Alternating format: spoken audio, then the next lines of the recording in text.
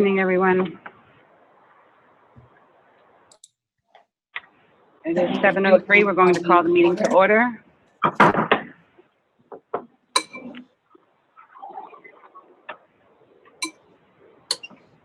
The clerk, Michelle, can you please read the sunshine law? Okay, you can hear me, right? Yes. Everyone can hear me? Yes. Thank you. This is a regular meeting of the Mayor and Council of the Borough of Keyport, Tuesday, June 16th, 2020.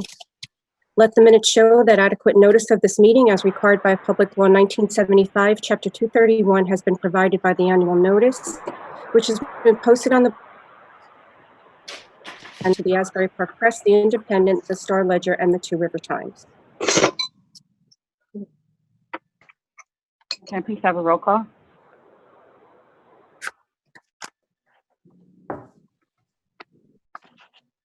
Councilmember Cooper? Councilmember Fotopoulos? Here.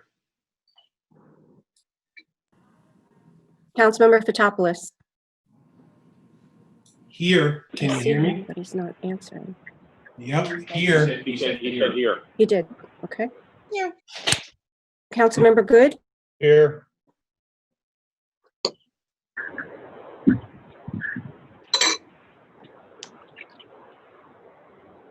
Councilmember McDermott? Here.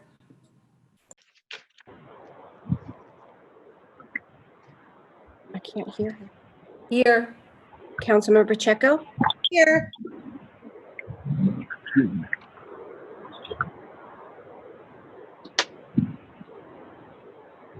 Councilmember Sheridan?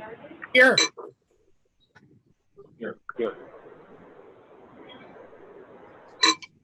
Mayor Kennedy? Here. And for the record, in council chambers, Tom Henshaw, acting borough administrator. Here.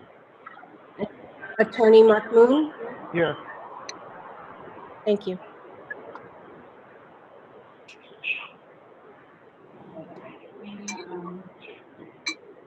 Thank you, Michelle.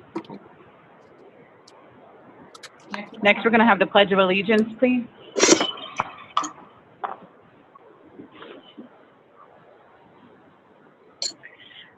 Pledge allegiance to the flag of the United States of America, And the Republic.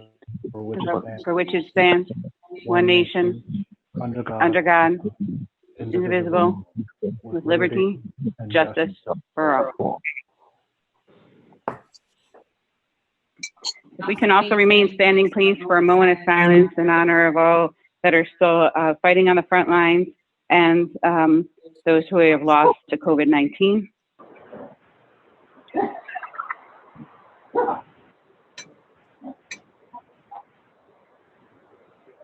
Thank you.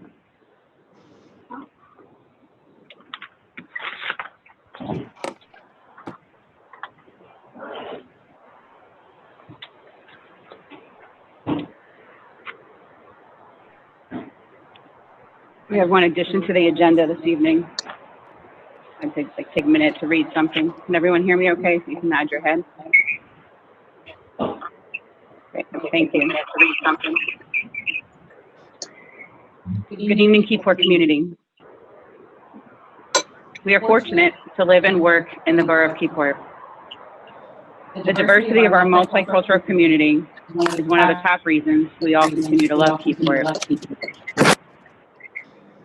Not only do the census numbers prove that we are the most diverse municipality within the Bay Shore, but censusreporter.org also shows that we are more diverse than Monmouth County as a whole.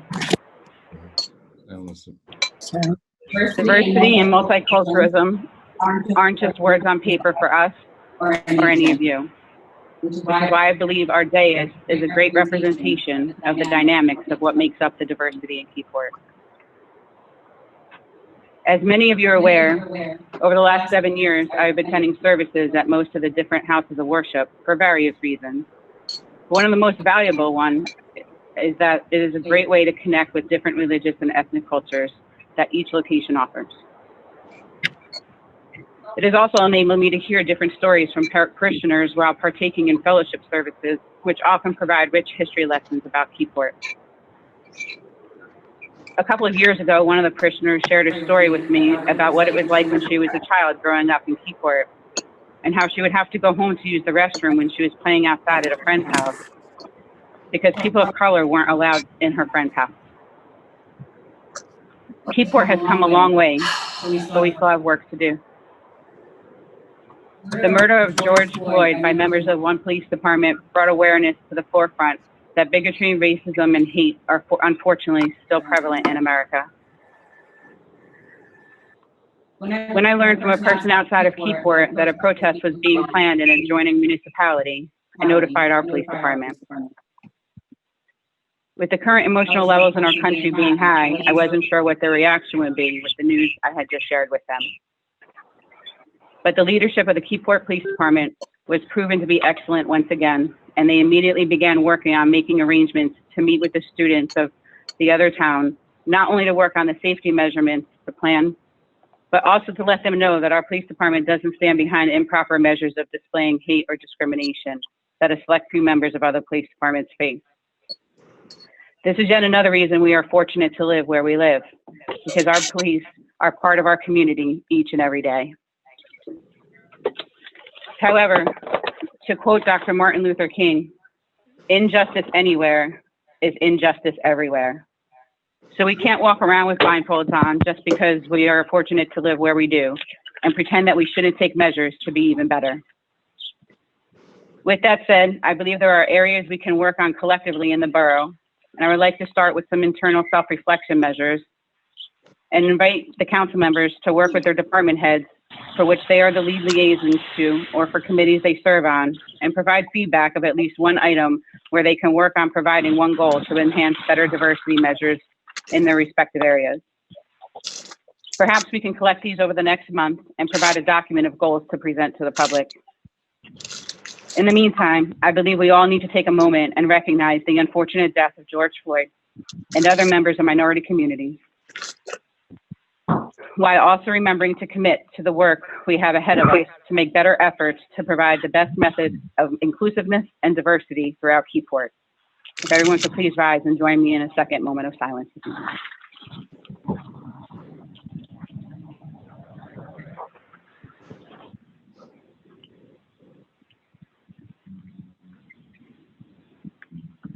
Thank you.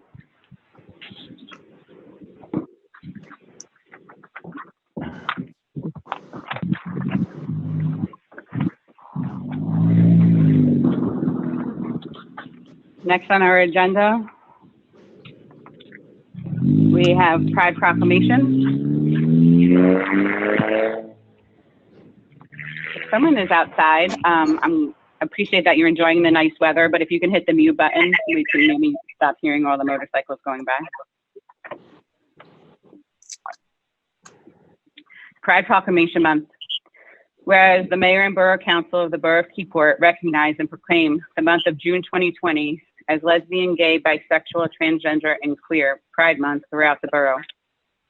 Whereas the Borough of Keyport joins friends and supporters throughout the state of New Jersey to observe Pride Month to honor the history of the LGBTQ liberation movement, to support the rights of all citizens to experience equality and freedom from discrimination. Whereas the rainbow flag is widely recognized as a symbol of pride, inclusion, and support for social movements and that advocate for LGBTQ people in society. Whereas all members are born free and equal in dignity and rights, LGBTQ individuals have had immeasurable impact to the cultural, civic, and economic success of our country. Whereas the Borough of Keyport is committed to supporting visibility, dignity, and equality for LGBTQ people and all people in our diverse community. Whereas, while society at large increasingly supports LGBTQ equality, it is essential to acknowledge that the need for education and awareness remain vital to end discrimination and prejudice. Whereas, this nation was founded on the principle that every individual has infinite dignity and worth, and the Mayor and Borough Council call upon the people of this municipality to embrace this principle and work to eliminate all forms of prejudice everywhere it exists.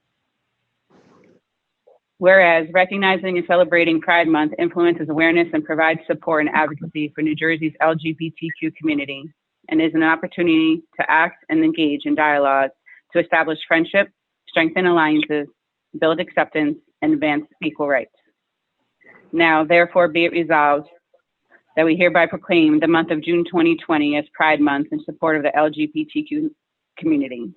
Be it further resolved that we recognize all LGBTQ residents whose influential and lasting contributions to our neighborhoods make the Borough of Keyport a vibrant and diverse community in which to live, work, and visit.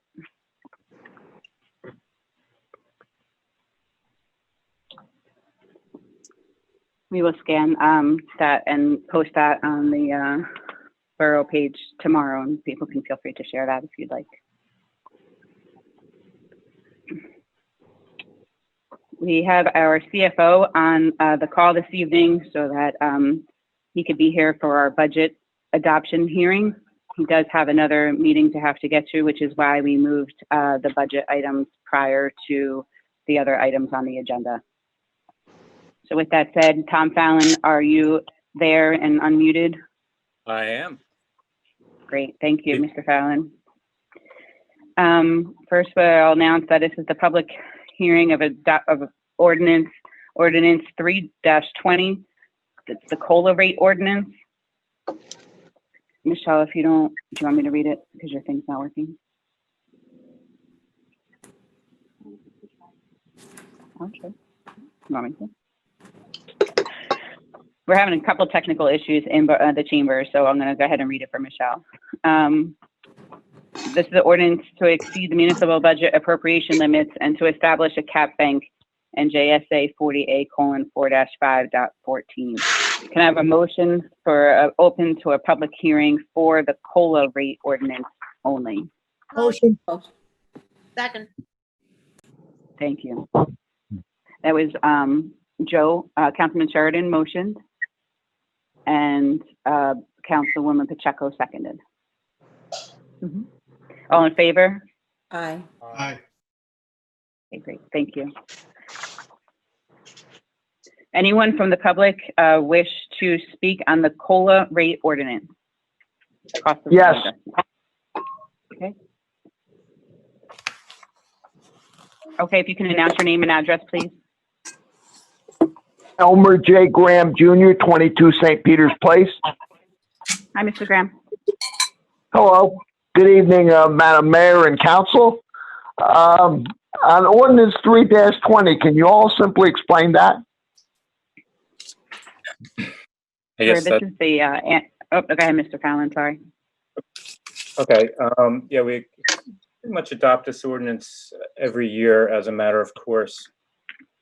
What we normally adopt it for is to utilize the cap banking portion of it. We normally don't need to go to the 3.5%, but you can't do one or the other. So it's an ordinance that has to include both. So we normally utilize it for the cap bank. However, this year we do need that extra 1%.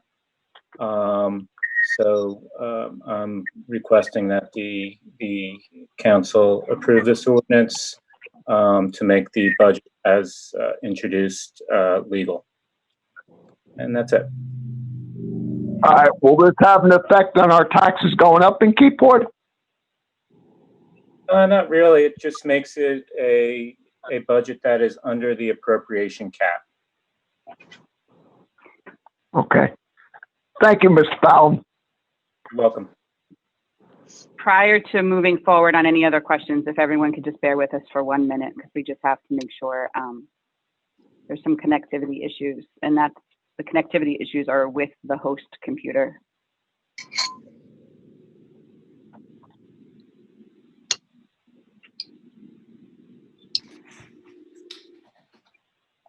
Mayor, I saw that Lorraine became a host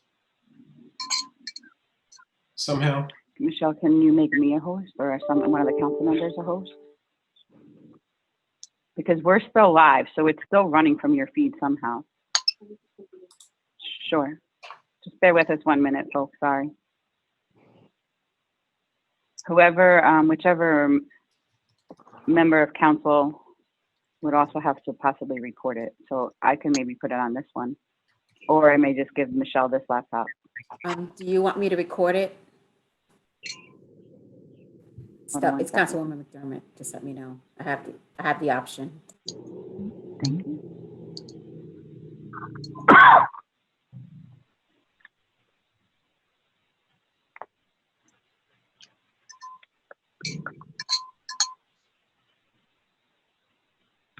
Councilwoman McDermott, why don't you just record it anyway? Just in case. Thank you.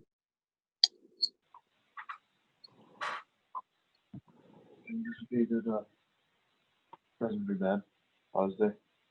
Is that on your computer and just not the large screen? Yeah. Can you see it on your screen, just not up there? Oh, that does? Oh. I'm just telling you.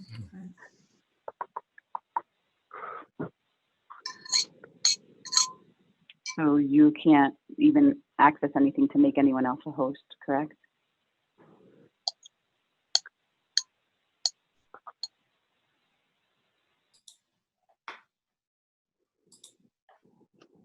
Let me go do it over here.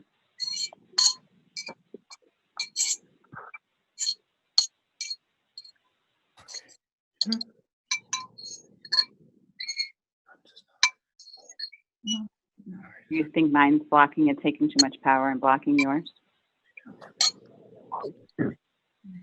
I'm gonna log off of here since I'm logged on my phone anyway. This was just so we actually had a flag during the pledge and so forth. So I'm gonna log off and see if that's pulling too much power from the Wi-Fi for her.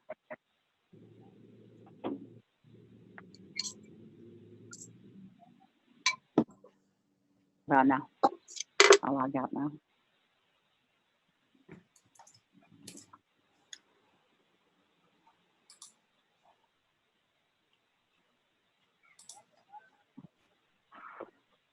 Are you on via a phone call or Tom, or computer, Tom?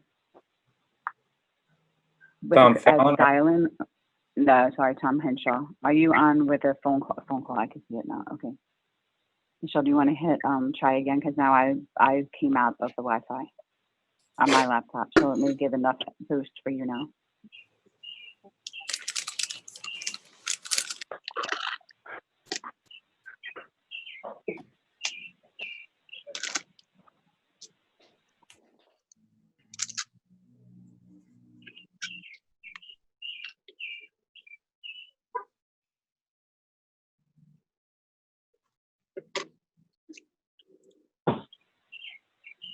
If I move down, could you put the thing here and plug into this phone here?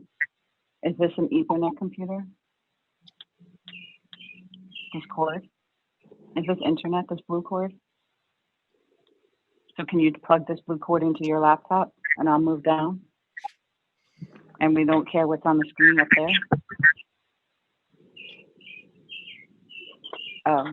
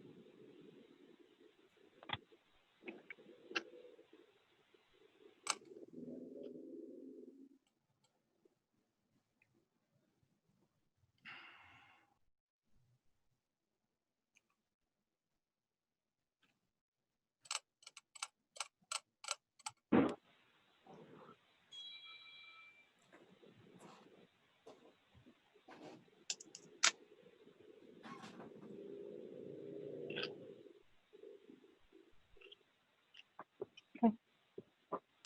Good. Okay. Okay. What do you need upstairs to rest the ring upstairs? Do you want all these packets upstairs? Okay.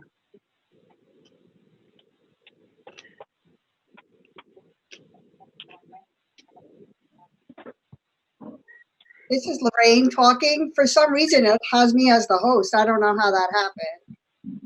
Yeah, I saw that Yeah, too. we're not Okay, sure either. and we can. Actually, Lorraine, since you have host abilities, could you make me or Delia a host since you have host ability?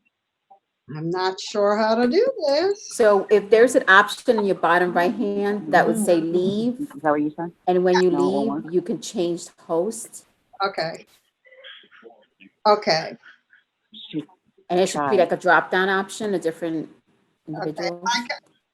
It says end. No. You don't have. Okay. it- Michelle's going to go upstairs and she's going to do the rest of the meeting from her desk so that she's hardwired in. So we're just going to take one more minute. She's going to head upstairs. She's taking her stuff up there instead. Okay. It should make a host when she logs back in, since she's the one who originated the meeting. Right. She's just concerned about the meeting ID. So she's going to go up to her desk.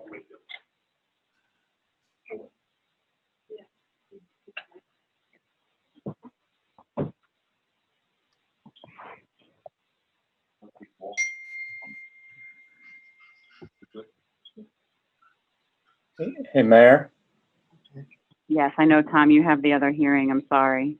I thought maybe, since, I didn't expect to only get through the ordinance in 25 minutes, Mhm.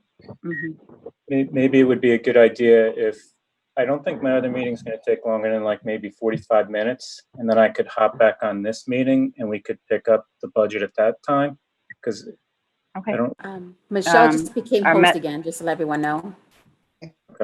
Oh, yeah, there it is. It just came up on the screen. She's going to go to her computer. In the meantime, if anyone wants to send Michelle a comforting email for her to walk into tomorrow morning, she could probably use it. She's really been working tirelessly around the clock to pull off this entire very lengthy packet.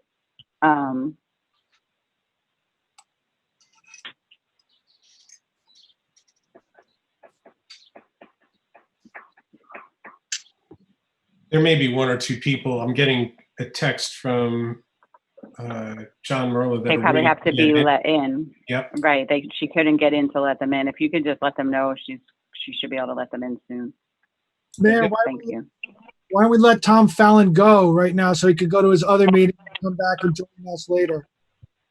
That's what I was going to suggest. But I didn't know if we needed that on record for a vote, if everyone approves to moving that on the agenda. I'm fine with it. So since, I could do that. Is there any members of council that would be opposed to moving the adoption of the budget to later? No. No. If you could just let us know when you're back, we may not see you come back on. absolutely, I'll hop on as quickly as I can. All right? Understood. Thank you for being flexible. Thank you, guys. I appreciate it. Have a good night. Talk to you later. Thanks. Can't figure out. It's Jack Straw, he says. You can delete that. There's messages, it's fine.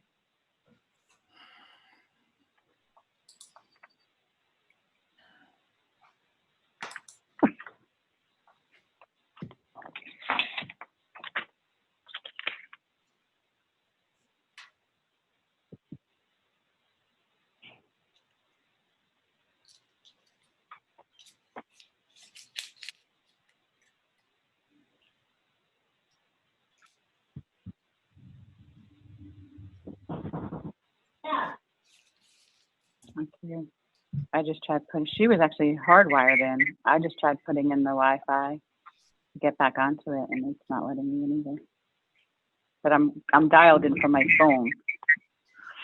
That's where she got the feedback.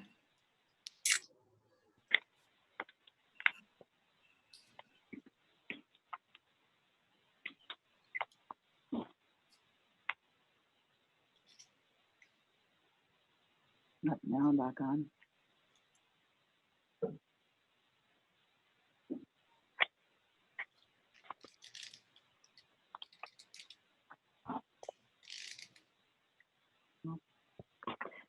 So I don't have any video, everyone. So if anyone sees when Michelle's on, just let me know.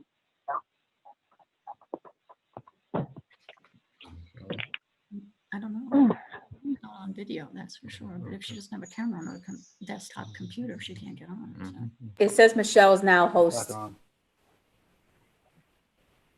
Does it It matter says who the- Michelle Clark is now host.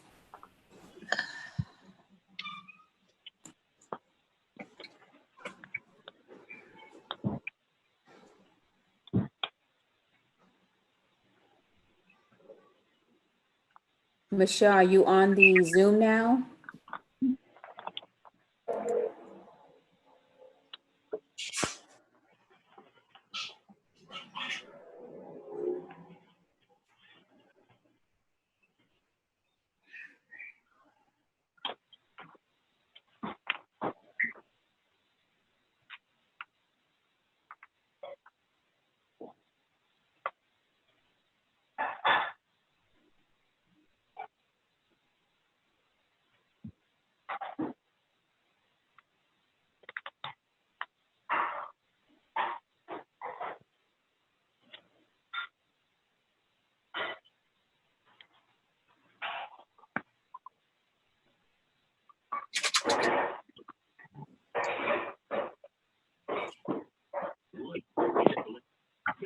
Can you hear me, Mayor?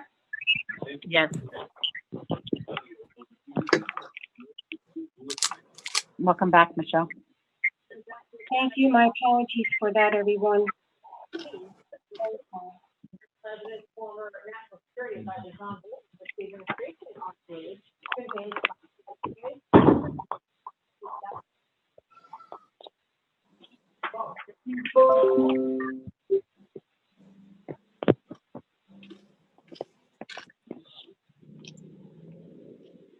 Okay.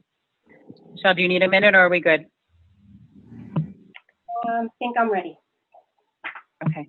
So just so you know, Michelle, Tom Fallon has stepped off to go to the other hearing, and then we're gonna, when he comes back on, we'll pick up where we left off as regarding the budget items. Okay. Okay, thank you. Okay. Michelle, there are other So- members of the public that are looking to get in as well, if you can let them in.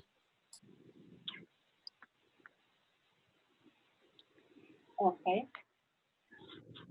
Okay, so and just to be consistent, I'll need a motion from the council members to close to the public. We'll reopen it again when we come back to the COLA part. Make a motion to close. Second. All in favor? Aye. Aye. Thank you. Okay, so we will skip public hearing adoption of ordinance, resolution R-173, the public hearing adoption of the municipal budget, and the self-examination of the budget until later, as well as the resolution 175-20 until later. At this point in time, we would be opening to the public. However, I do, just for some points of order, in case any of these questions come up, it may help clarify a couple things. We had 3 emergency vote by email votes last week. One of them was for the reopening of the parking lots after the governor gave permission for that. The council members went to vote on that to reopen them, as well as the gazebo and picnic tables to be reopened yesterday. And then I had requested a special meeting last Monday, so that did not occur. But then an additional resolution was circumvented. I think Mr. Moon can explain where this came about, but it's 172-20. I did not know that that was going to go to an email vote, but I believe that we should just let the members of the public know that that was the summary of that one was different than the one that had been circulated as a sample earlier in the week by the attorney. And this is to authorizing outdoor dining and temporary waiver of zoning restrictions for outdoor dining of the Borough Municipal Code throughout the state of emergency and public health emergency. So we don't have that on the agenda to ratify and consent, but I did want to make the public aware that that vote took place via email last week by the council members. So before, I just wanted to make that aware. And now we can have a motion to, I have any other Before we open it to the public, are any items on the agenda getting pulled this evening by council members? So we don't have to go into discussions if something is being pulled by a council member. Yes, Mayor, I'd like to pull resolution 18720 for separate consideration.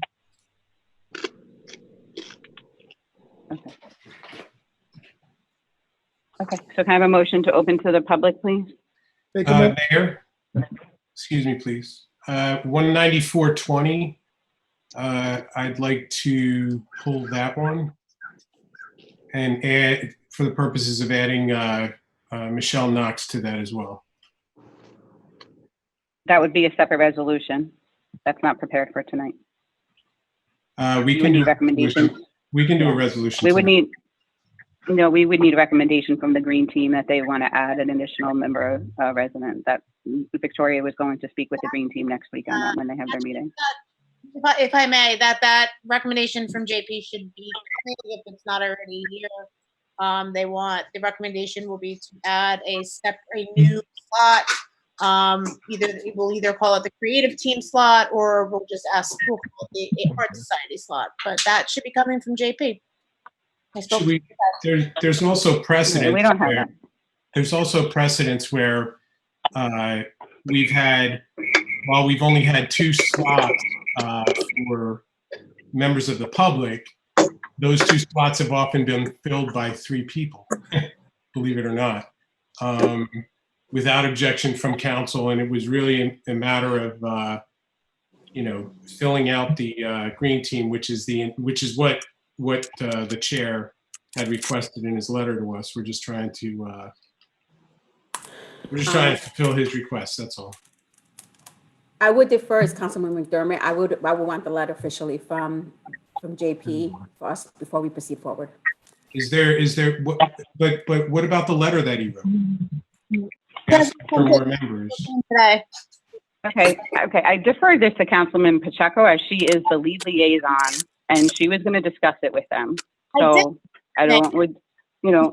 And then you were going to talk to me afterwards. We did not hear anything back. You haven't even met with them, the green team, yet. So I figured we would just hold that off until you straighten that out. And then no one's saying no to Michelle Knox for being appointed, but there was a slot for Kathleen McNamara that was available. So we moved forward with that. And as I explained, I spoke to JP today. That letter should be coming shortly. Now, if we have to do it next month, then that's fine. All right. But to imply that I have Yeah, I defer to Councilman Pacheco. She's the lead. JP should be sending that letter shortly. I spoke to him today about it. No problem. Thank you. Can I please have a motion to open to the public? Motion. Members of the public, can I have a second, sorry. Please be quiet. Can I please have a second? Did somebody second? I didn't hear anyone second. Second. You may have. You did? All in favor? Aye. Aye. Okay, so we are open to the public for items listed on the agenda only. Jim Lawson, 23 Hurley Street in Keyport. I'd like to ask why we had to have a special vote to open up the parking lots when we didn't have to do it before. That was the desire of the council members, so I was trying to meet their wishes. Well, you're costing taxpayers money, and that ain't right. When everything was going smooth, except for the 3 council people that want to play games. And if you want me to name their names, I will. I don't think that's appropriate or necessary. But to have a special meeting and pay for the attorney and everything when everything was going good is ridiculous. Can I get? I don't know what you're talking about. I never requested a vote. I just wanted to know what the game plan was to reopen the lots, and I think that's all anybody asked for. Oh, okay.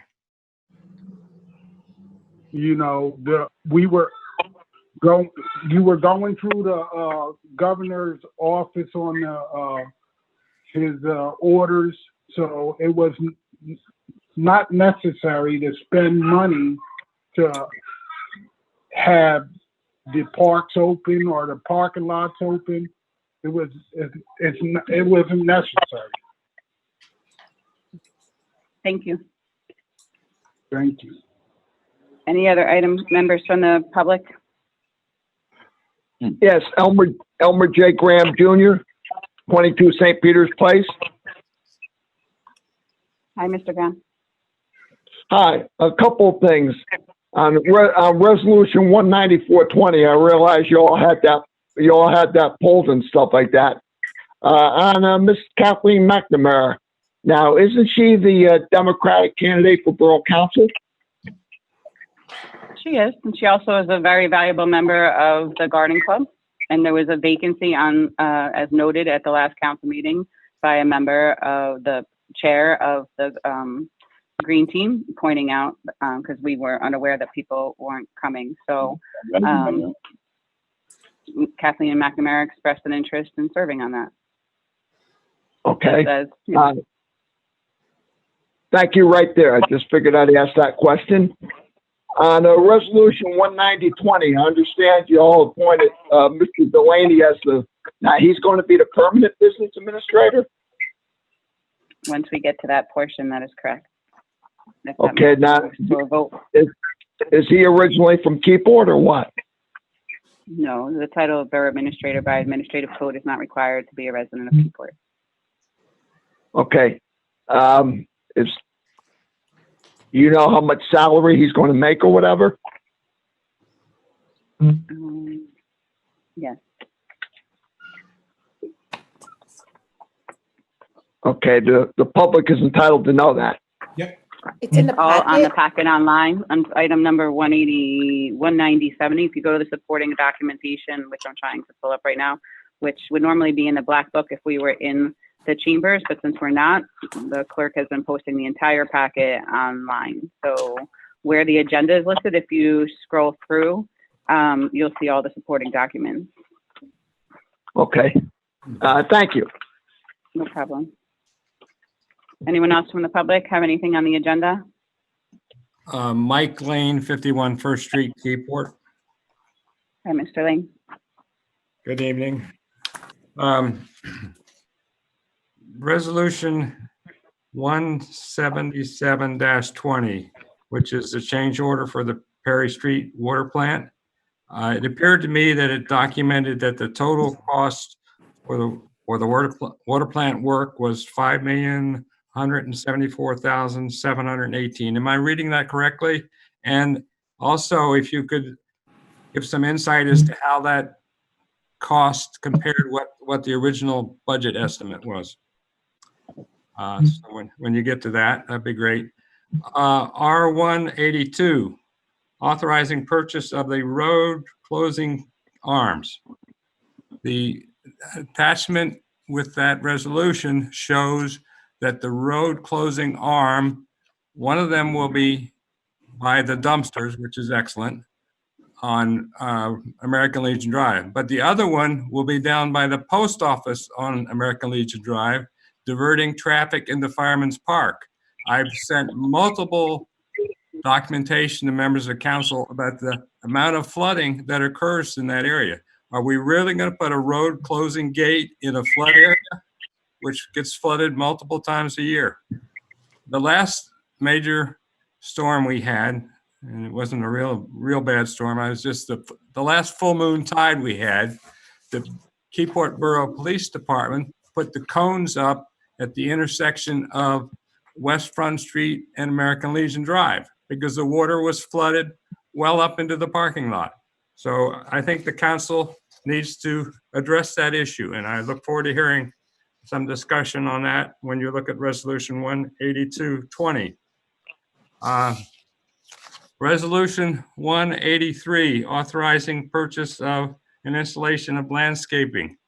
I looked at the attachment to that, and I can't really figure out where they're going to landscape And I really wonder why we're adding more landscaping to the promenade area when we got areas in town like Broad Street between West Front and Maple that really need work. I don't understand. And I guess I'd like to, one, get some clarification where this planning is going to be. And two, why aren't we attacking the areas that really need help?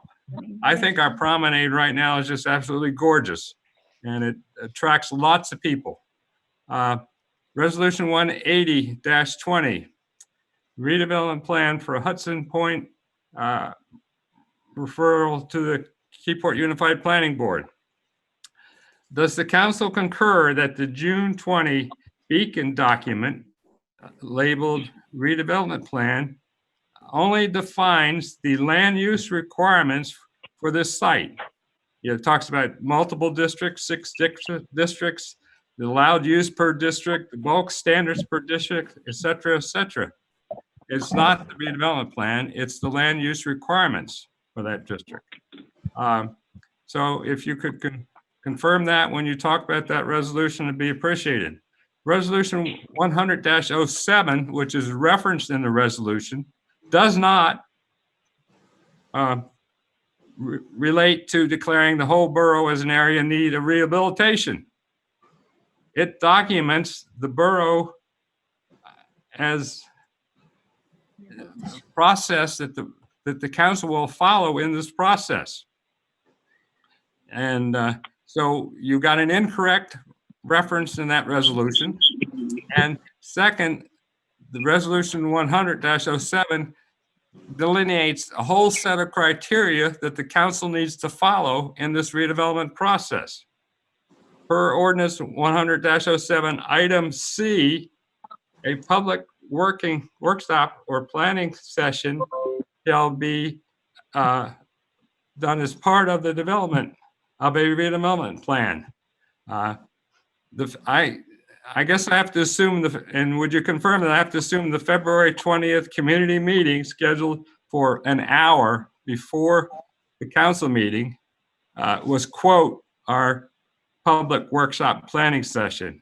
And it's just, you know, it's hard for me to believe that a good planning session would have resulted in a 2-family home on 7th Street with a below standard frontage where the whole front yard is going to be consumed by 4 parking spaces. That's just not good planning. And there was no opportunity for public input. Per ordinance 100-07, item D, it says the public workshop or planning session is required to be noticed 10 days before the meeting and published in the paper. And this was not done. The borough did not notice 10 days before. Resolution 195- and again, would you please address that? Resolution 195-20 provides an overview of the bikeway program. Could you give some insights in that when you talk about that resolution? What is the plan? What is the concept? Finally, under well, I'm sorry, I skipped the page.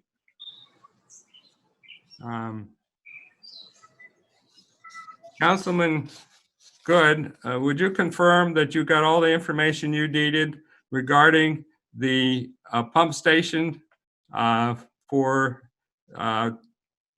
the area between the townhouses that actually is associated with the project for redevelopment at 25 East Front?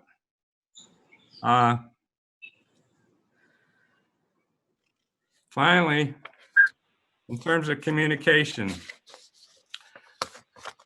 I'm distressed. Put a lot of work into working with Mike Palmisano and Mr. Gallo, et cetera, into the issue of traffic calming on First Street. And the Yacht Club put a lot of work into writing a letter to the council. That letter has never showed up in communications. And this is an organization that pays a huge amount of taxes in the borough, brings a huge number of people into town, and we still haven't listed their communications in the communications. Also, has this letter been forwarded to the full-time manager for the TAP program, who is the superintendent of the Department of Public Works, based on the input that you gave at the last meeting? So would you please give the status on that issue? Under new business, the Amberic program for the Boardwalk Power Line Link proposal to build a underwater pipeline from offshore farm to John Olson's Marina. Mike, it's not a pipeline. I'm sorry, what is it then? So a cable. It's an underwater cable, right? Transmission line. It's an underwater cable. Now that underwater transmission cable terminates at Olson's Marina. We had a situation a couple of years ago where we were going to have a solar farm at the Aero Marine site, and the blocking issue on that was that the power grid in that section of town cannot handle the distribution of a high level of power. So the original plan for the pipeline for DC power was going to come through Keyport as a DC power line underground. So would you please address the issue of how the power is going to get from Olson's Marina into the grid? I can't imagine we want to have high tension, high voltage lines going through the air. Thank you. Thank you, Mr. Lane. Anyone else from the public have anything on the agenda they want to ask a question about?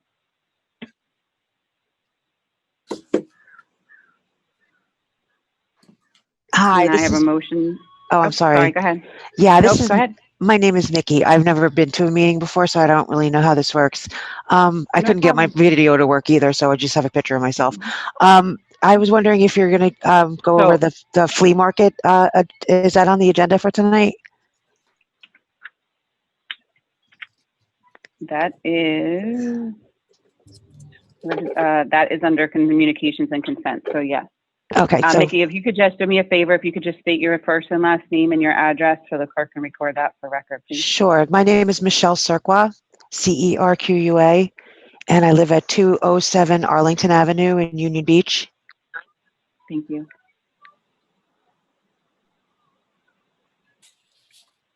Okay, and what was your comment or question on that item, which is under communications, item number 5? Oh, okay. I was just wondering if it was going to be discussed or not, whether the flea market was to open. I'm a vendor at the flea market, and I was wondering if we were going to get that going or not anytime soon. And I also had if it is going to be back up and running again, I also had a couple questions I wanted to ask in regards to it. Okay, when we get to that part, we'll open it back up and you can ask your questions if the council. Okay, sure, no problem. I wanted to make sure I was at the right meeting No, at the right time. you absolutely, and you by bringing it to a highlight that there will be questions, we can bring that up when we get to that part.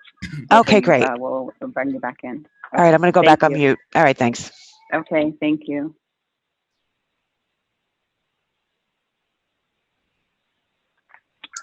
Michelle, do we have to unmute everyone so we can know if anyone's calling in with a question?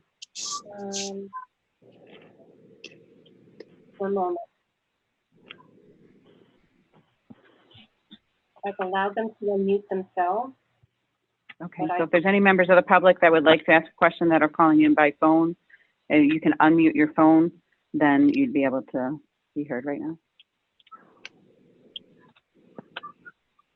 John Merle, 34 Broad Street. Hello. Hello. Just to follow up with Mr. Lane regarding the Keyport Yacht Club. The Keyport Yacht Club is going to be, coming under season soon, and I have brought up the lower section of Atlantic Street once before. That home on the corner, from what I understand, is supposed to come down. And, is that true? That was my understanding, but I haven't had any updates on that in the last couple months. Obviously, we've been All right. dealing with a few Well, other here's things, the but we question can I look have. into that. Mayor, here's the question I have. This will be the third summer that those flower pots have been sitting out there with overgrown weeds. I mean, honestly, if that's her property, you got a multi-million-dollar business in the Keyport Yacht Club, bringing people from out of town to put high-end boats in our waters and to stay in our town to, utilize our businesses. And I agree with Mike. They do pay a lot of taxes, and to have to look at that, that's like, inviting trouble. It really is. It's like, it's not us. That's not Keyport. We got a beautiful waterfront, and then you got to look at that, and the yacht club is right next door. I don't think that's fair at all. I really don't. Okay. Thank you. Do you have any comments on the agenda? Yeah, I did have a comment on the agenda. Thank you. The resolution with 17720, the water plant. Mayor, are these, is all the upgrades and everything, are we paid in full for that? No. Okay. They Only won't be getting because- paid in full until and we had another issue with the water treatment plant today, as you're aware from the robocall. So, and the engineers are over there and communicated with regularly because, but we all have to also remember is that we replaced the water treatment plant because of how many problems the old one was having. So it's not like we've had consistent good water for, decades. So the transition, it has been a little bumpier than any of us anticipated. I don't think any of us are denying that. So, we are putting messages out when, thanks to some feedback on that. So, hopefully they will get to the bottom of it and the engineers know nothing is going to be paid in full until it's resolved and running smoothly on a continuous basis. Okay. Not to start a debate, but I don't agree with what your assessment was. We had the best water in the state of New Jersey before we had to cut back. Once we cut back, that's when our problems began. Thank you. Anyone else from the public have any questions on the agenda? Can I have a motion to close to the public, please? To close to the public. Second. Can I have a second? Aye. All in favor? Aye. Thank you.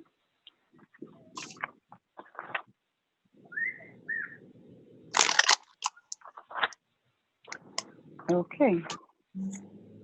Next, we will go on to committee reports.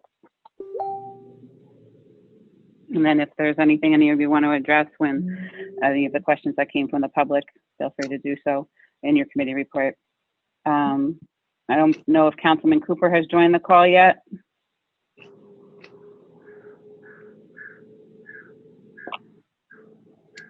Next, we'll go on to Councilman Fotopoulos. Well, thank you, Mayor. I want to start by joining you in your recognition of LGBTQ Pride Month and celebrate with our friends, neighbors, and fellow citizens who identify as LGBTQ. While some of the challenges that our friends may be different than those in Stonewall, they are indeed challenges and no less daunting or important. I join, as I always have, in solidarity with my friends and stand with them in celebration this month and always. The Environmental Commission did not meet this month. The next meeting is on June 22nd. There's nothing to report other than that I've heard of some sanitary issues down on the beach near Terry and Veterans Park, and we should probably consider, and we'll bring this up at the Harbor Commission meeting as well, putting porta potties down there somewhere. Speaking of the Harbor Commission, we did meet, but my notes disappeared.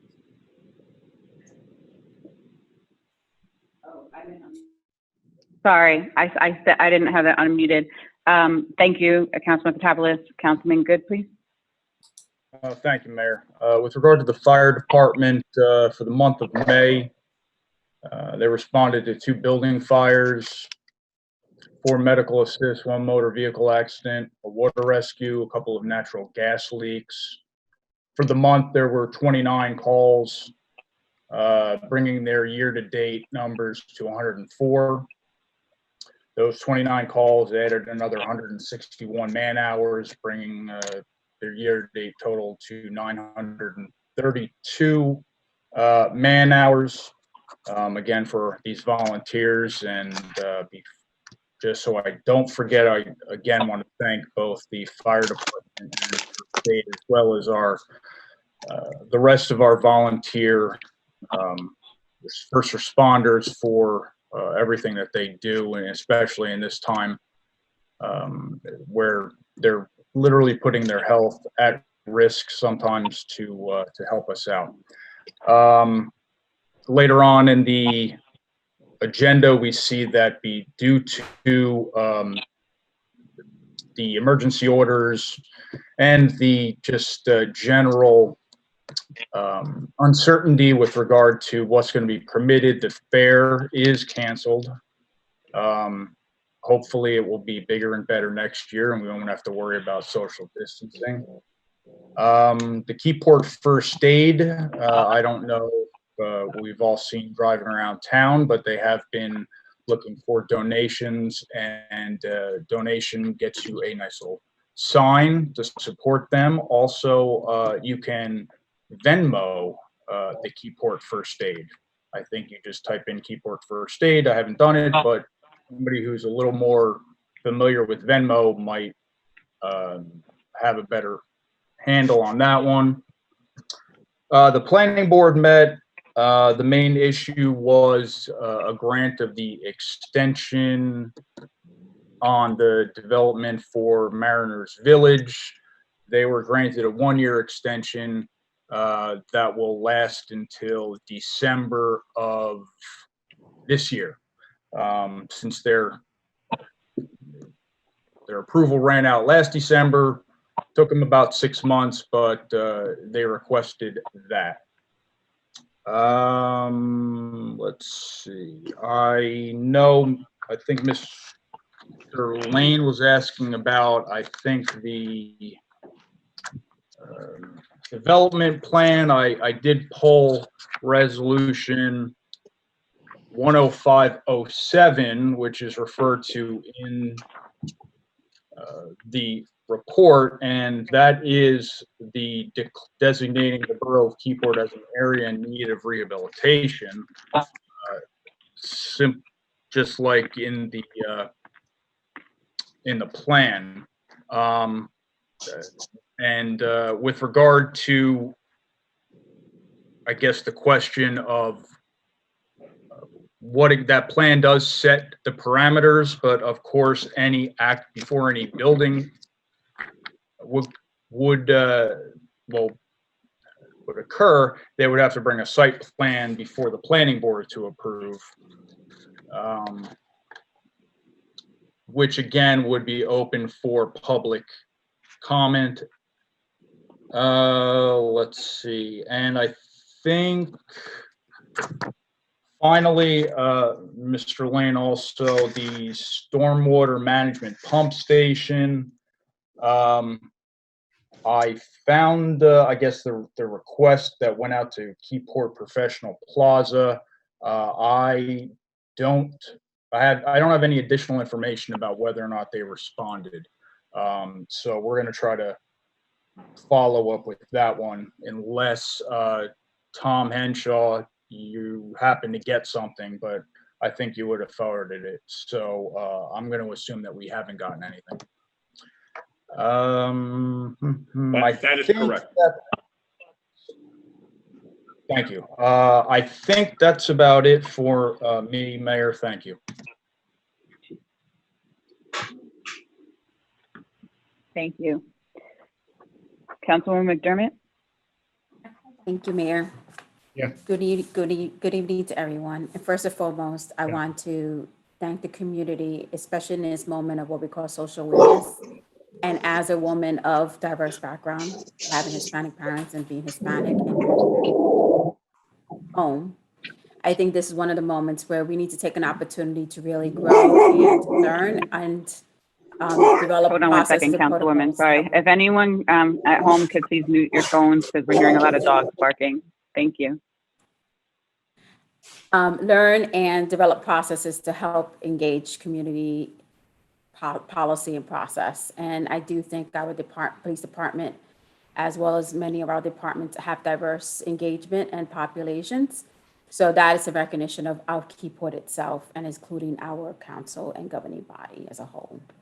So that's one piece of that. The other piece is during this COVID-19, we are still in the middle of crisis. So as we go out and socialize, please be aware of doing the social distancing, wear the mask when possible, as best possible. Because we want to kind of keep the curve going down and make sure that we we keep ourselves safe and keep ourselves safe as well. I got a mask. Okay, now move on to committee reports. Recreation and recreation, first and foremost, I want to thank the members as we actually had to slow down or postpone many of our initiatives throughout the 2020 year. But I do want to say, I think there's a lot of other programs and creative solutions that they're working through. A lot of things that have been worked on are going to be hopefully voted on. The kayak, standing canoe rental agreements, the skateboard park ordinance, and ongoing work to really create an opening later in the year. But as we work through some of those logistics, offering summer movie proposals, having summer league activities at Cedar Street Park, along complying with our COVID-19 allowances. So as this evolves, and also opening our picnic tables and things like that, as we kind of evolve to really allow and be creative in what we can do as recreation, I think the group has done a really good job on working through that. We did give award scholarships to 5 graduating students from Keyport, and that was sent over already. The summer, there's also a proposal for the summer waterfront activities of Tai Chi and yoga. So once that gets approved, we hope to get that kicked off in July. And the kayak, stand-up paddles and canoe rentals, that gets approved by the council. We'll have 18 lockers available for rental, with a fee for residents at $120, non-residents $200 for the year. And skateboarding park is pending insurance inspection for clearance by the state. And Tom, our BA, is working with Jeff to schedule a site visit with the respective borough members to be there, department heads to be there.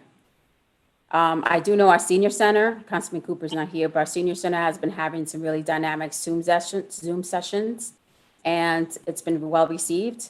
And again, they have a Facebook page you can go to, and they have some really creative things on how to be healthy during COVID-19. The different topics, and our seniors are really engaging with that. So I want to thank the Senior Center for kind of being creative with that. Public Works, construction, zoning, property maintenance.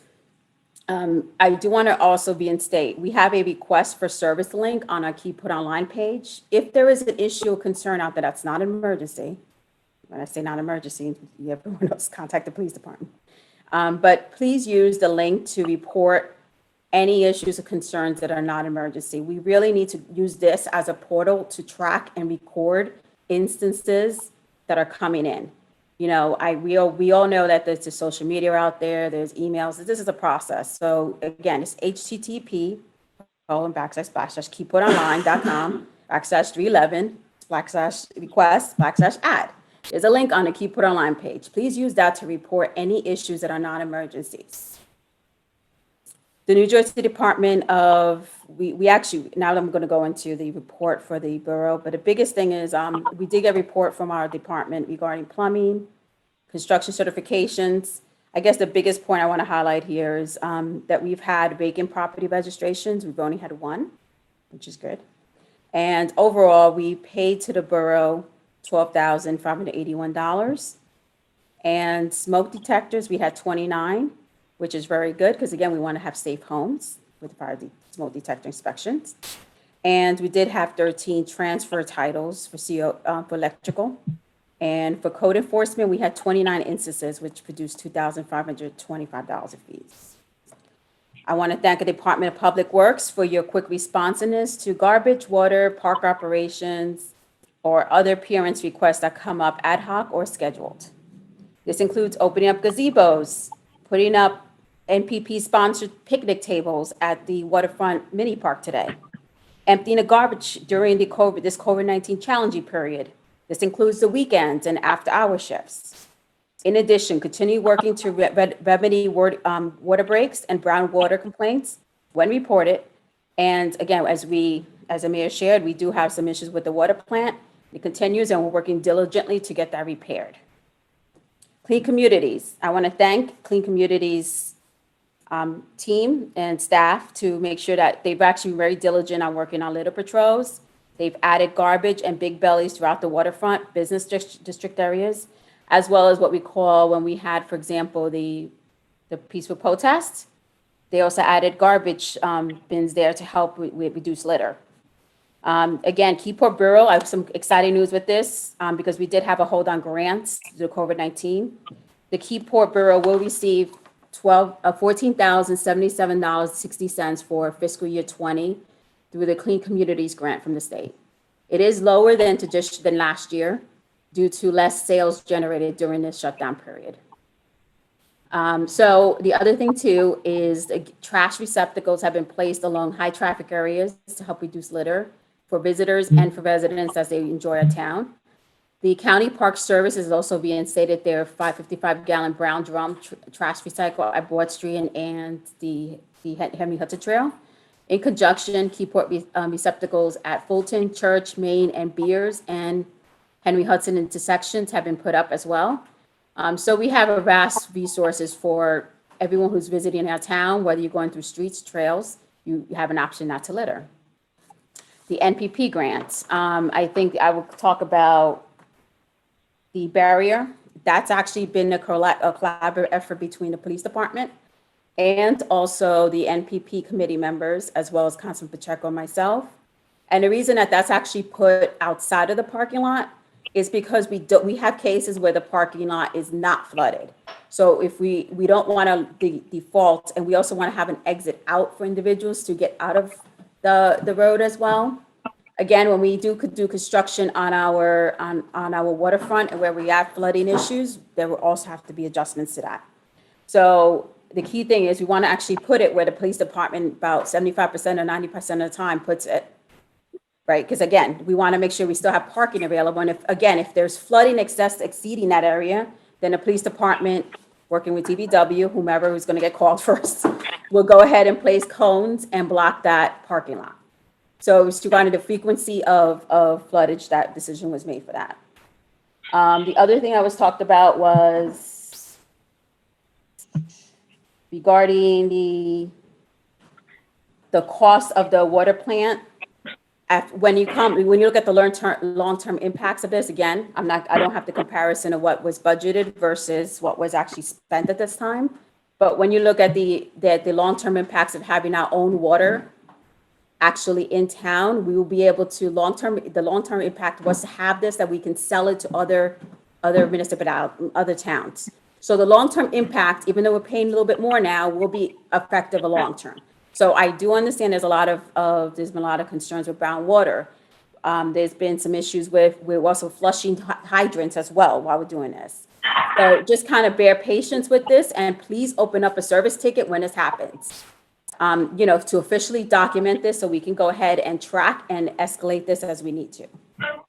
The other thing I want to talk about was, let me turn the lights off on me. The concept of 195-20.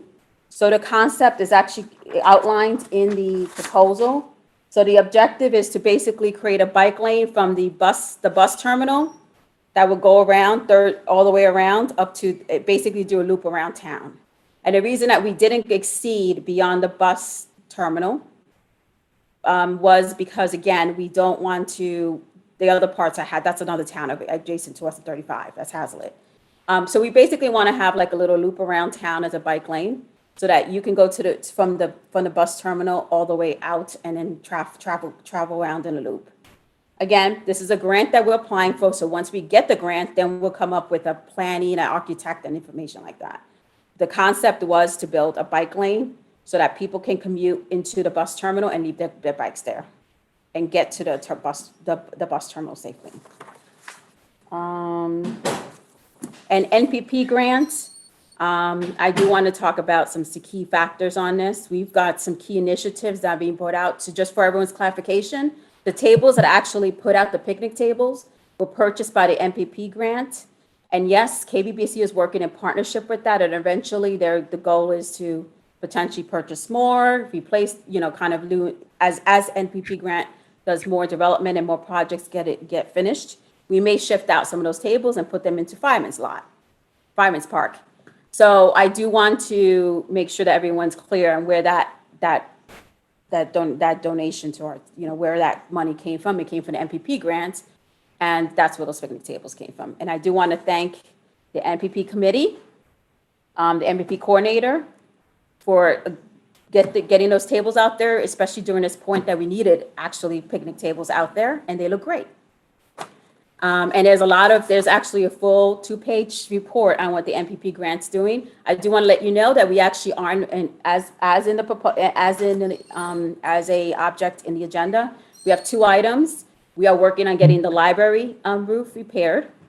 We're working on getting some of the stairs and infrastructure fixed in the library.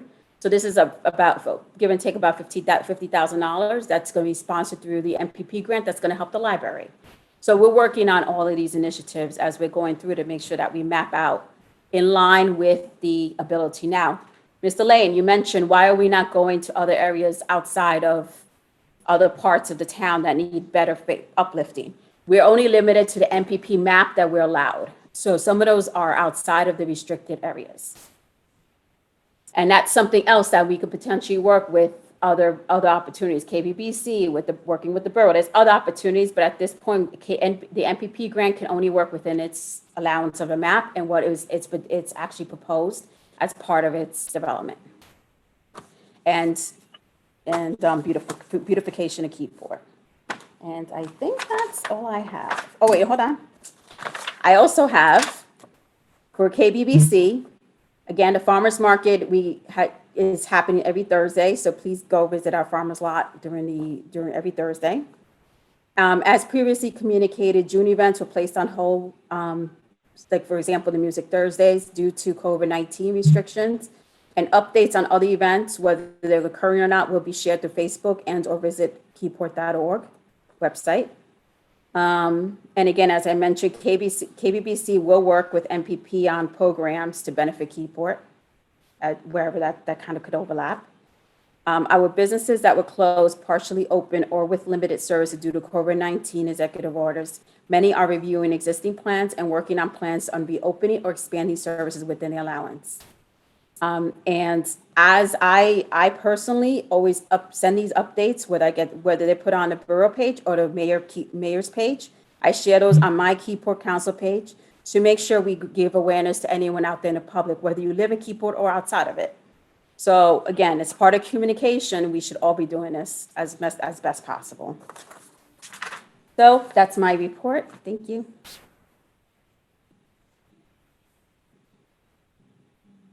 Thank you, Councilwoman. Councilwoman Pacheco? Yes, happy Pride Month. I also think that we should be proud of the steps forward the LGBT community has taken in the past recent years and understand that there's still more work to be done. Police report, there were 1,176 calls, 34 case files. The officers are stationed in high traffic areas and they are following all their COVID-19 policies are in place. They, are wearing their proper PPE, they're sanitizing the cars and the station and, everywhere they can. I just wanted to also say that I am incredibly proud of our police department. They always show what they're just like the best police department I know. They have incredible leadership in Chief Hafner and Captain Torres. They have proved themselves time and time again to be protectors of this community and other communities, and I couldn't be more proud to, represent them. So thank you for everything you guys do. You can call me if you need anything. So that kind of segues into the meeting. We had a meeting on Tuesday with business owners. Captain Torres was there from the police department. Chief Hafner was there. There were questions, many of the questions that the police. So the meeting was an opportunity to give the business community a chance to ask questions kind of from the experts. So, we had Board of Health people there. We had our police people there. A lot of the questions were surrounding, ABC laws, the expansion of premise permits that they need to be filling out, what steps they need to take to be able to safely start outdoor dining. There were also many questions about enforcement when people come into their establishments refusing to wear masks. I think it was a really great meeting. We got some great feedback. In order to create a plan to move forward as we move through phase 2, phase 3, phase 4, God willing, one day, we need to be including all the stakeholders in this, and that includes our business community. So I'm happy that we were able to provide them that outlet. Dennis, the only thing I think you missed on Harbor Commission was the Snapper contest. I believe, unfortunately, this year's Snapper contest is not happening. I think we can understand why. It would be too hard to, create the kind of distancing that we would need to do that. So unfortunately, this year there won't be one, which is sad. The only thing, other updates I have, the Green Team, we spoke a little about that. The chair, JP, will be sending a notice regarding adding a slot. We actually get sustainable jersey points for having the Art Society in town. It's called the Creative Team Points. We get a good number of points from that. Those are points that renew every year. So as we are on the road to silver, it's good to be looping those groups in a way that's meaningful. So I hope that we can get that done next month. A little bit about the MPP. You heard a lot about that. I just wanted to, again, thank Coordinator Nicole Henn and the stakeholders. Nicole leaves the the coordinator meetings being told that we are one of the better towns, and considering all the bumps in the road we had on the way there. And thank you, Mark Moon, as well, because you were very instrumental in the beginning to getting this up and running. We originally were told we need to have a ribbon cutting in June. That's unofficially been pushed back to September. But we worked as if we needed one from June, and we've got some stuff cooking. So thank you again, and that's all I've got right now.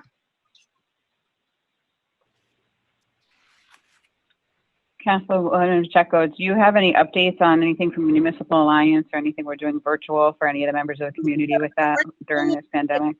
So the only update I have is that the American Legion had donated money for a scholarship, and we were able to distribute that to a few of our graduating students. But besides that, there's been no programming because the grant funding has been frozen for right now. Okay, so we're not doing anything virtual for that? Like we don't have a Facebook page or anything we could be sharing for you? No, there's nothing to share right now. Okay. And where are we at? I remember in the beginning of the year, you had mentioned that we were up for police union negotiations this year. Are those coming up soon? Are we almost done with those, or where are we at with them? And that we would be looping in our labor attorneys, I'm assuming not you, Mr. Moon, and either Mr. Henshaw or our new borough administrator. I will once I have an update on that, I will let you know. Awesome, thank you. Councilman Sheridan? Thank you, Mayor. Firstly, I want to thank all my council members. Nice jobs on your reports. It's very difficult during a pandemic to get the information, and it's obvious you men and women are going above and beyond to make things happen and to get word out for the residents. So really nice job, really thorough reports. That being said, Veterans Initiative and Senior Bus meetings were skipped this month in June, but I feel determined to have those meetings in July. The Local Emergency Planning Committee will be meeting soon. That's another one of those. We're in good shape for a hurricane season, but we need to have our department heads tell us that. So that meeting, expect that end of June into July. One group that's been working very hard this pandemic is the Historical Society. And I got a report from Council President Tom Gallo. And I'll read something really quick. This year's special exhibit at the Keyport Historical Society focuses on the 100th anniversary of the 19th Amendment to the U.S. Constitution, granting American women the right to vote, a right known as women's suffrage. It was ratified on August 18, 1920. This exhibit features 3 prominent Keyport women, Teresa Walling Seabrook, Annie Seabrook Conover, and Vera Conover. These women have been placed on the New Jersey Women's Heritage Trail. The Heritage Trail brings to life the vital role of women in New Jersey's past and present. We had a meeting there last night, and I invite you all, when we do open, which will be relatively soon, to check out this exhibit. The workmanship and the effort that was put into this exhibit, and really what you learn from little old Keyport, from people that really made a difference. It's well worth the visit. And the Historical Society is always looking for new members and such that. So I can't tell you when we're opening, but it's going to be soon, and the Historical Society will be ready. Lastly, I want to say some thank yous. I've been getting a lot of steps in lately. I have this evening shift, so that leaves me to get my 10th. And I've had the privilege to experience DPW and the police especially, and to see them working with residents, talking, taking their COVID-19 seriously, their appearance, their attitude. Everybody's so positive, and they don't have to be. It's just, it speaks highly of their training, of just everything that we love about Keyport. And I mean, you go to the big bellies, smell them. They smell like citrus. They're clean. I wouldn't eat off them, but I know that's NPP, but it's very difficult to find garbage in Keyport. It just seems like people are going that extra step during this pandemic. And I really feel that we're going to come out of this stronger than we went into it. And lastly, I want to thank Tom Henshaw. He probably did not think that when he took the job in January that there was going to be a pandemic. And he stayed with us. He stayed with us. He answered questions. I don't think anybody's ever responded to my emails quicker. He responds to phone calls. He got our personal protective equipment at times when we couldn't get it. He was able to acquire that. I just think he's been a fantastic support structure.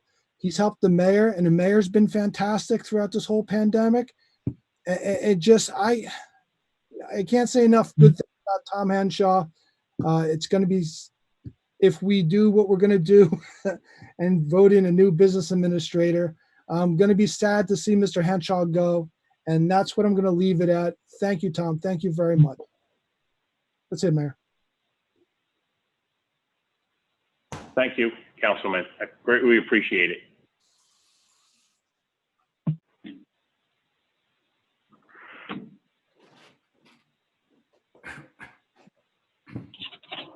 Councilman Sheridan, when did you say you were going to meet again? The veteran committee meeting?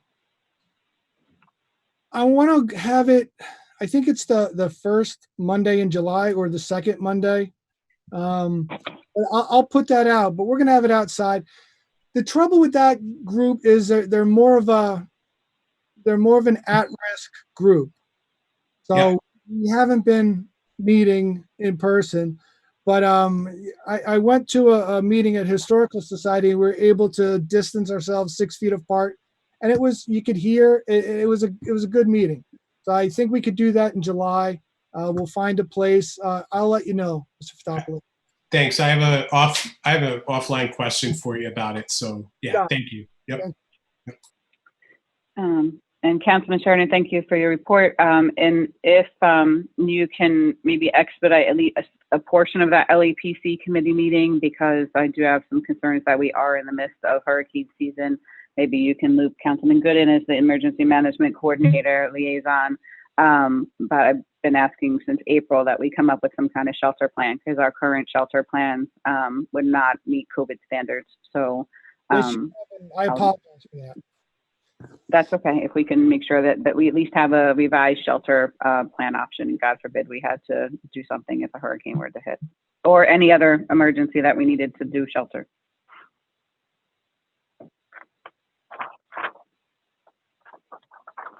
Thank you, everyone, for your reports. I would just like to piggyback a couple of things. Mr. Lane also asked about the MPP area where the gardening is being done. I believe, but I'll leave it to Councilwoman to correct me if I'm wrong. But the area of gardening that's being addressed is where Fireman's Monument is and where the trees were taken down, and you're going to be putting in a whole new, so that way when people come into Keyport there, it's a welcoming presence. And that's why that area of, and it's part of the MPP map. If Councilwoman Pacheco or McDermott could correct me if I'm wrong on that. Yes, you are correct. Yes. Correct. And then there is also trees, and then there's other landscaping things that'll go in there. Right, but that's the area that's going in. It's not going on the main promenade, am I correct? Yes. Right, it's so enhanced Fireman's Park as an entrance, beauty entrance into the borough when you come down the hill on West Front Street. And I think the trees that were dying were cut down as well. So I just wanted to answer that question because I think that was one of the final ones that Mike Lane asked. And then the other thing I would like to do is congratulate all the graduates of the class of 2020, both from preschool, kindergarten, 8th grade, 5th grade. I think every grade has a graduation now. I don't know, everybody. And all, not just Keyport High School, but all of the residents of Keyport that attend different high schools, Mater Dei, St. John Vianney, and so forth. Congratulations to everybody for enduring probably the most unique school year of all time. So congratulations to all graduates. Next, we can go on to the consent agenda, but we were going to pull 18720 for separate consideration. And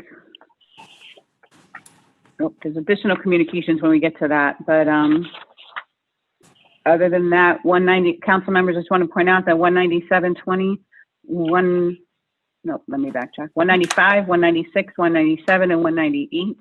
You were emailed updated resolutions for that this evening by Michelle. It just gives more details, but I believe you're all aware of what they were, which was the bike path grant application, the safe route, the Fulton Street, the Green Grove pedestrian safety, and so forth. So just so you're all aware that you see that via email, and the updates will also be posted on the borough page so that people have that for matter of record. So with that said, can I have a motion to approve resolutions 176-20 through 199-20 with the exception of 187-20? Mayor. Unless any council members have any questions. I'm sorry, Mayor. I do have a question, if I may. Mm-hmm. With regard to 17720, Tom, did we get did they fix the issue with regard to the water treatment plant? I know that we had Mott McDonald out there. Is that issue fixed? That's one. Two, is the issue that keeps arising, is it a result of, Coppola services here? Do you know that? If I may, some of the parts that were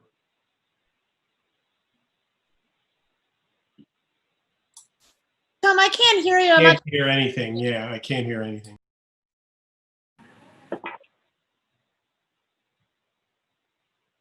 Oh, I'm sorry. Can you hear me now? Yeah. Yes. Okay. Some of the equipment that was initially installed failed, so they had to replace it with equipment that was took more pressure, and they should be finishing all that up by tomorrow. Is this a failure of the, of the contractor here? Some of it is yes. Well, in light of that, in light of the couple problems, I don't know, and I know that 17720 authorizes a change order, which I know is necessary, but part of our payment of bills seems to also be a final payment to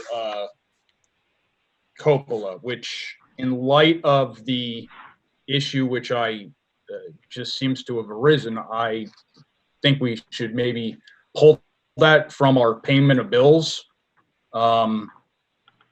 Is that, can we do that? Yeah, you can pull that from the bill list, but also remember you do have a performance guarantee there that we hold on to. So if something's not right, we can always have that pulled and use that to do any corrective action that needs to be taken if they can't do it. Yeah, but I'd like to see at least done before we start, issuing them, because it does appear to be that final payment. And it is a substantial amount. So once we get this part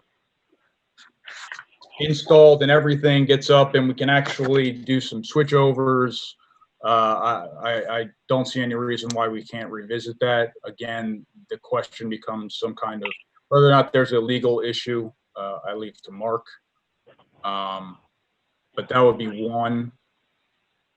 And with Councilman Good, can I just comment on that for a second before you go on to another one? Yeah. I thought the purpose of the change work order was to help fix the problems. I thought we weren't going forward with the final payment on the payment of bills. My understanding, the change order, and I'm reading it, is the necessary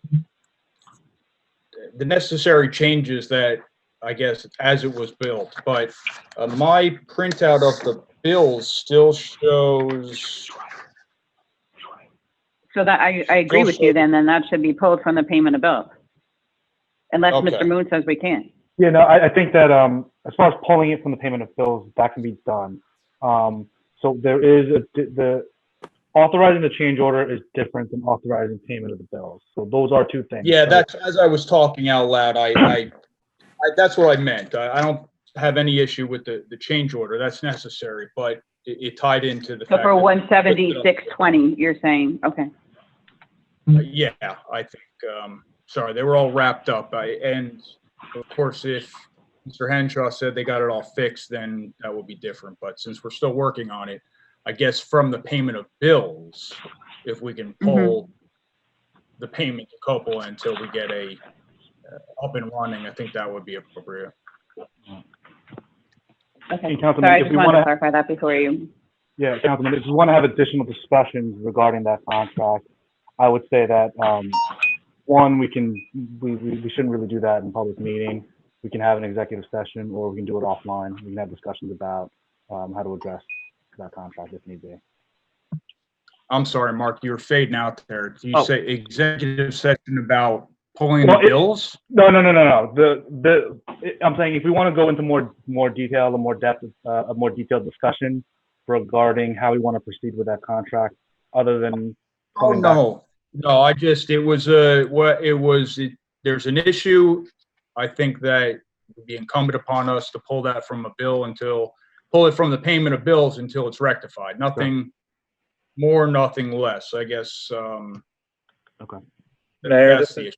Again, I don't have any issue with the change order because that appeared to be the engineering requirements and the as-bills. Mayor, this is Tom Fallon. I'm back on the call. Comment on this? Thank you.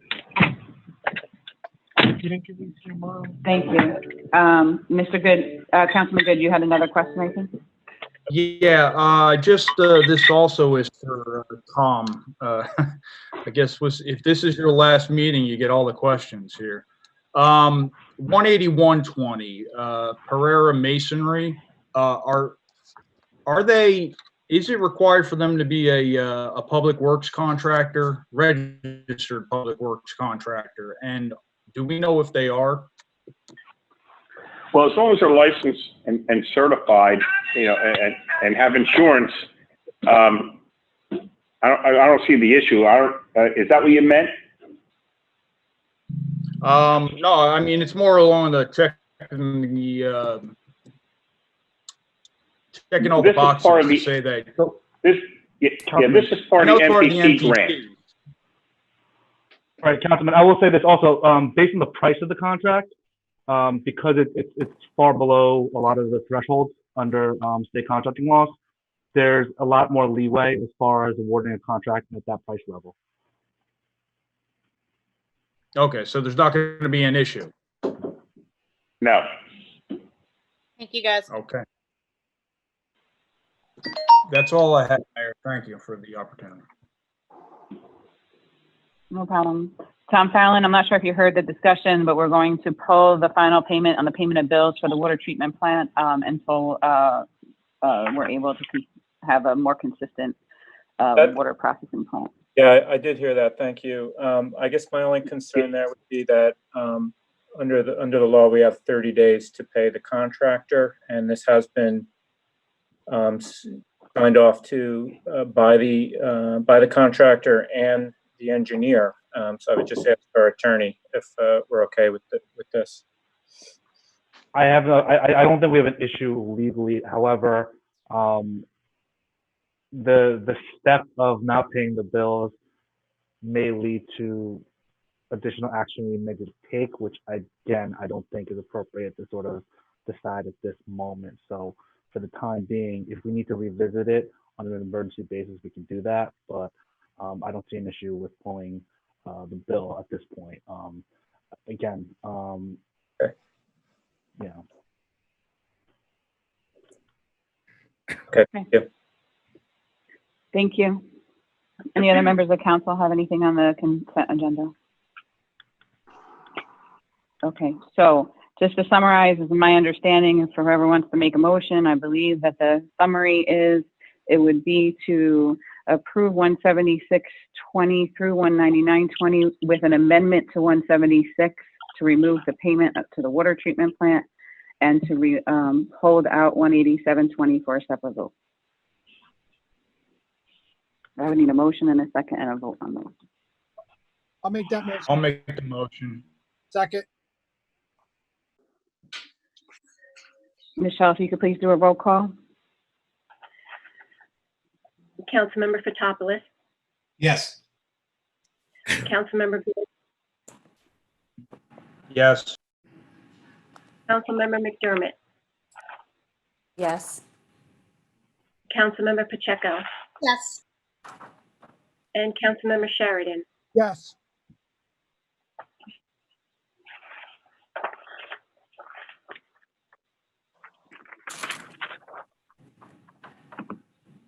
Okay, now, if we have further discussion on 187.20. Yeah, Mayor, I asked for that to be.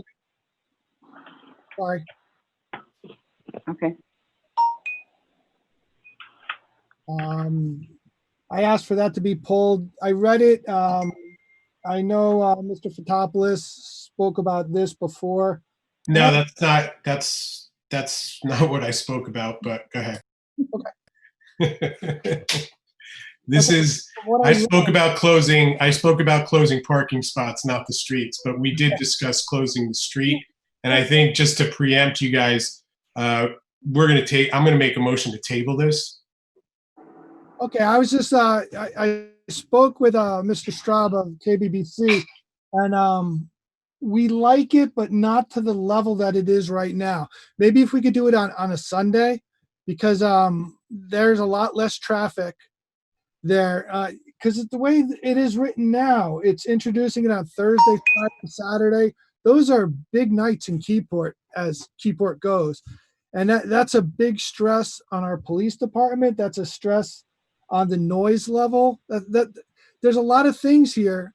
I mean, if we look at this like we've done, like the music festival, where we block off streets and have people just walking around, and I think it might be nice in theory, but I think we need to do a smaller sample size. And I think doing it on just a Sunday with a very controlled element in here, and especially with those restaurants adding to the security.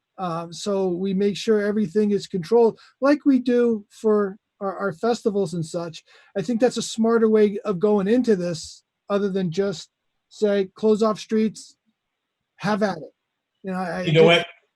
Go ahead. I mean, I agree with you.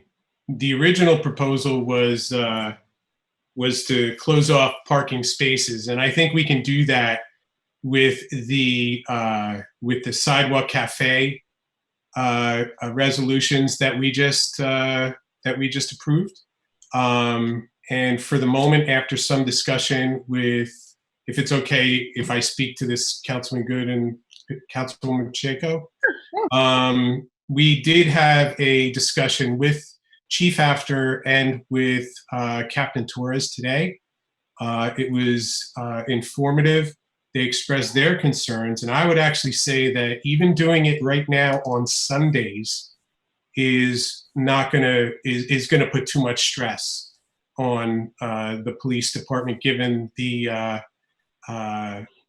number of police they have active right now, and also the tightness of the budget that we have. I was hoping, and I was hoping we'd find a way to pay for this. I still think there is, but, in lieu of causing any more impact or pressure on our police department and on the DPW for that matter, I'm going to make a motion that we just table it, if that's okay with you, Joe.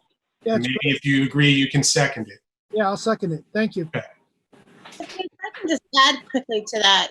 Today's conversation was good, and it definitely, but I think that going forward, we need to make a plan for these business owners as we enter the rest of phase 2, phase 3, and then phase 4 is, promised land. But I think that these discussions need to continue on a regular basis to make sure that we're giving our business community what they need to be able to move forward, especially in these uncharted waters. The questions we got at Tuesday's meeting were a lot of just, what do I do here? Is this something I can do? Can I do this? Can I do that? And I think that those conversations should be happening earlier, and I'm grateful that we were able to do it. And that's, Councilman Patopoulos, I think that our plan shifted a little after we spoke with the police department. Yeah, absolutely. And it was a good conversation. And, I think that it opens the door, and the police administration might agree, it opens the door to try other things. One of the things I'd like to discuss in new business is the possibility of doing more, how am I going to put it, re-upping, keeping the 15-minute parking in certain spaces. I envision the spaces that are directly in front of the mini park, 15-minute pickup parking for some of the takeout restaurants that are in that area. And also perhaps what I'd like to see is maybe we can designate some of the parking spaces in our parking lot as 15-minute pickup parking as well. That was suggested in the meeting. And I think since we've done it, I think it was a half hour what we did, but 15 minutes is pretty standard for customer pickup. I think that might be a low-hanging fruit that we can grab. What do y'all think? We can talk about it in new business. I'll bring it up. I could chime in on that as well. The parking spots that Chief Hafner and I designated at the beginning of COVID to encourage curbside pickup before that was even a thing were 5-minute pickup parking spots. But I know last year I had requested multiple times for us to do that in all the municipal lots to encourage more Uber pickup and takeout. So if you guys want to propose that on the next ordinance revision, I'm definitely in favor of that. I've been asking for that for quite a while. So, but in regards to supporting our businesses and the plan, we have had multiple KBBC meetings, which are open to the public and all members of the business community. as well as providing information and updates on the Visit Keyport website, as well as on our borough website. And as far as communication, there were emails that were sent out to them, and I'm sure they would have loved to have been given the opportunity to be invited to that Zoom meeting. I would suggest that any future Zoom ones go to the borough Zoom account so that they could be recorded as well as a borough record. And if you're going to publicly notice it on social media, perhaps you could have publicly noticed it to a newspaper so other members of the governing body could have been present as well. But I was able to, one of the KBBC board members was able to get a copy of that and send that out to the KBBC board members. So we did listen to the 3 business owners that did participate, and the feedback has been that the others would have liked to have been invited. We could certainly, we have a business email list, we have mailing labels, we can print out stuff like that. We could have sent them that invite to them. So if you're going to have future ones, I was in contact with Mr. Straub. When we sent, And I also reached out to Delia. when we sent the video. For clarification, you told me that you were thinking of an idea. You did not tell me you wouldn't have a meeting. So just don't say you reached out to me with the details of what you communicated out in public. That for official invitations, that was not sent. As the mayor and the KBBC board rep, I wasn't consulted either, but that's neither here nor there. I'm just asking moving forward, if you're going to do these, if you could publicly notice them and let the entire governing body be aware of it. So if you're saying that this should be an inclusive plan, then our borough administrator should have also been consulted and part of the plan, and not just going to the attorneys to have resolutions written without going through, because this all could have been vetted and many hours of work from our employees could have been saved the last couple of days. I don't know what you're talking about with regards to the attorneys, Mayor. All 3 of these resolutions never once were vetted by the borough administrator and were only written by you guys and the attorney. No one else knew them until they came out on the agenda. Which Mr. Moon? Hold on.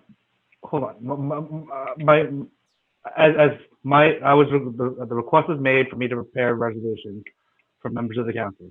I did so. And they're being introduced, they're being voted on. I don't know what the I understand, but if they were vetted through the administrator, then all of these questions could have been vetted ahead of time, and he could have checked with the police department and DPW and found out if the business owners were interested in this, because the ones we've spoken to have not been interested in it because they haven't had their doors open in 3 months. And then to take away 75 parking spaces where the salon owners now have to have their customers wait in their car would have been detrimental to them. So it goes out on a public agenda that we're closing the streets down when none of us really even were vetted through the right channels for that. So what I'm saying is, yes, if you want to have a plan, but let's make it inclusive and let's work together on it, not separately. So we could publicly notice these meetings is what I'm asking. So let me just comment, okay? First, the phone and email works both ways. Delia, you didn't respond to either of my emails, okay? This was also during the point that we were still closed. So even if I responded, we can't do anything during an executive order that's still closed. But wait. Oh, But we were if you still had responded, closed. okay. So if you had responded, the conversation would have been ongoing. I was asking for your input, right? So, and that's okay. It's fine. It's fine. And I don't know how this devolved into this discussion where it's costing us extra money. I heard what Mr. Lawson said in the beginning, and quite frankly, I don't even know why that would be an issue if we want, as council members, and we have a number of council members that want this to be put on the agenda for discussion. I don't know why that's an issue. Those are two totally different things. Just like everybody else. And I understand, but you also hire a borough administrator to vet the process so that they're aware, and they could have consulted with the police department and been involved in the conversation. So the borough administrator was notified, as was the council president, about this meeting. The council president said it was a good idea. Okay? But there's 2 totally different topics here. One is about a meeting that should have been, publicly noticed, right? And then any member of the governing body could have been part of that. That's one. And then the other one is about the resolution that went through the attorney, and then the BA and the police department and any of the other people weren't made aware of, including Department of Public Works, so we don't have an evening shift on to close roads down, and all the other conversations. And we wouldn't have had to have Michelle list them on anything else.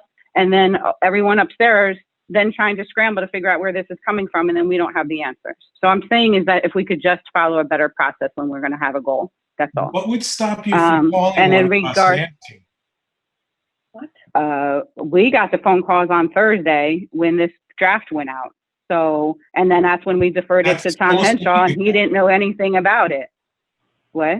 That's 5 days ago. Why wouldn't you reach out to us? And, if you're talking about me, because I I'm reached having a out problem to- keeping track of it all. But if you're talking about me personally, why wouldn't you come out, call, and reach out to me? Like Because I I do to reached you? out to the borough administrator. You have not reached out to me, but the Of borough course. administrator did not know about it. The proper chain of command would be the borough administrator to filter it, and he did not know anything about it, and that is who I called. What are we So, talking about that he didn't know about? What are we talking about? 18720. The resolution that we're pulling for discussion. So, And it's or done. for It's tabling tabled. now, So right? why are we even So- talking about it? Because I'm just it also explaining in the includes future, 186. Councilwoman Pacheco said that this meeting was about the businesses, and I said in the future, if you guys are going to have one, can you please properly publicly notice it so that anyone can be invited, and send the link to KBBC so he can send it out to the entire business community. That's all I asked for.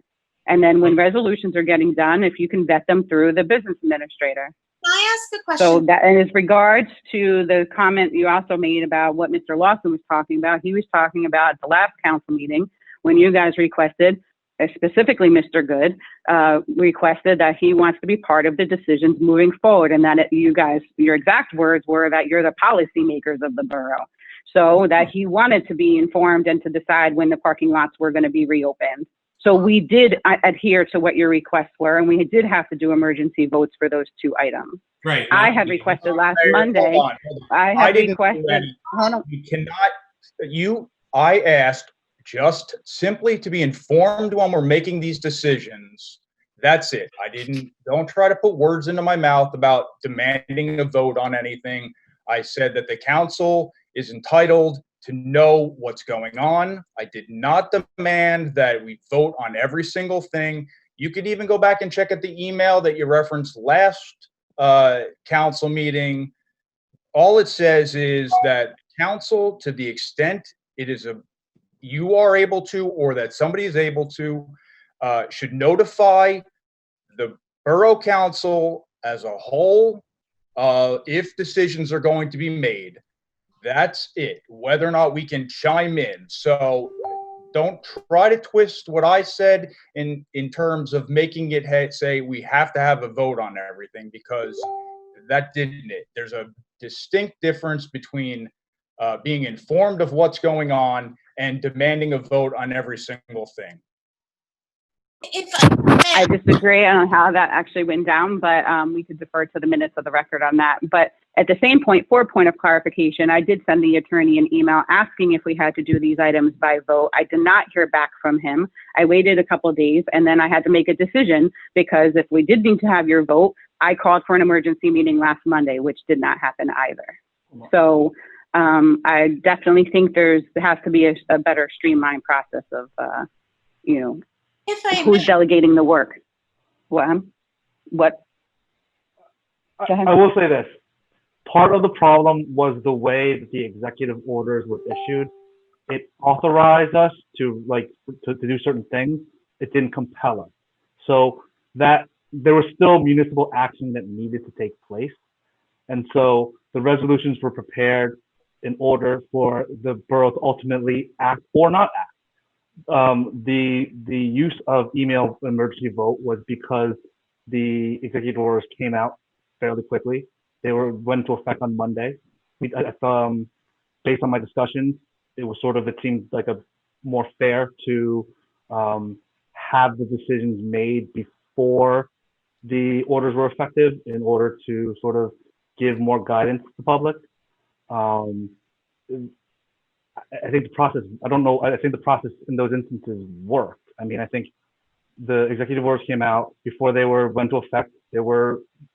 The council voted. They had a say. If they didn't like the resolutions or didn't want to reopen stuff, they could have voted no. I don't know what could have been done differently or what should have been done differently. It seemed like there was a Councilman confusion. Patapos asked me what was, Councilman Patapos asked what Mr. Lawson was referencing, and I was just bringing up what he was referencing on those two.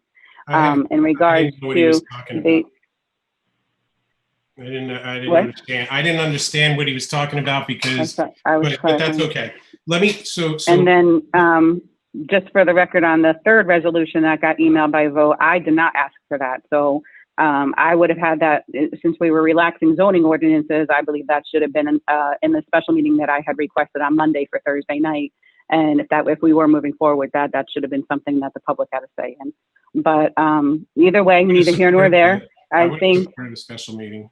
But can I ask, I need to clarify something because the public is being, we need to understand something here. First of all, the meeting that we're talking about that occurred, let's just get this out of the way, was the health, it was health department representatives that we brought there and the police. And it was for restaurants and retail.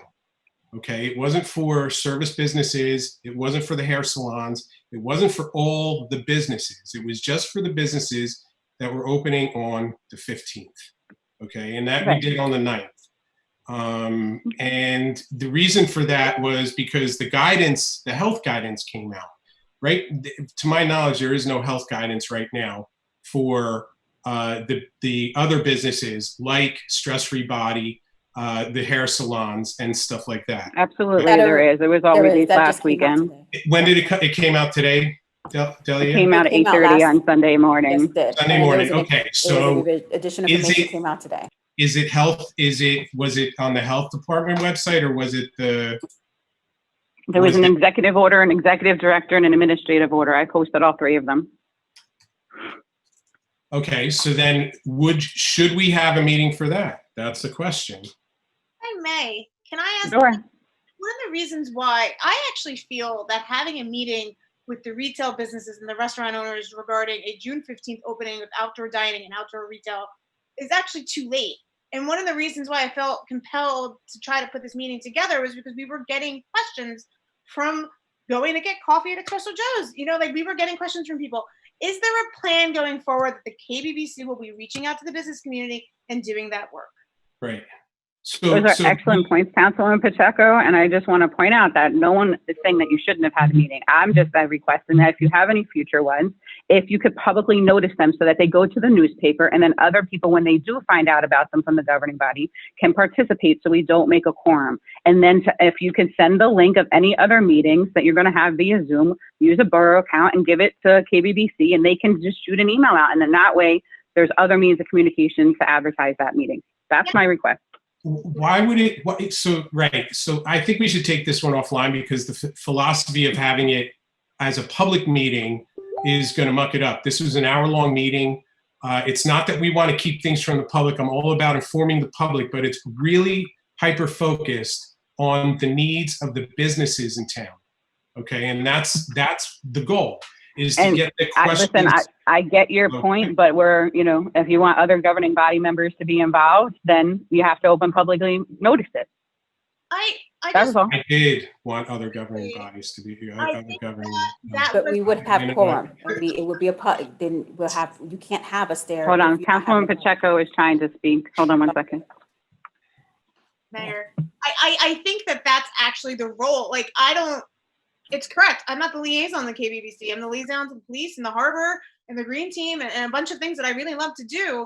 But we saw a need that wasn't being filled. So going forward, these are discussions that need to happen. These are plans that need to be made well before June 16th for June 15th opening.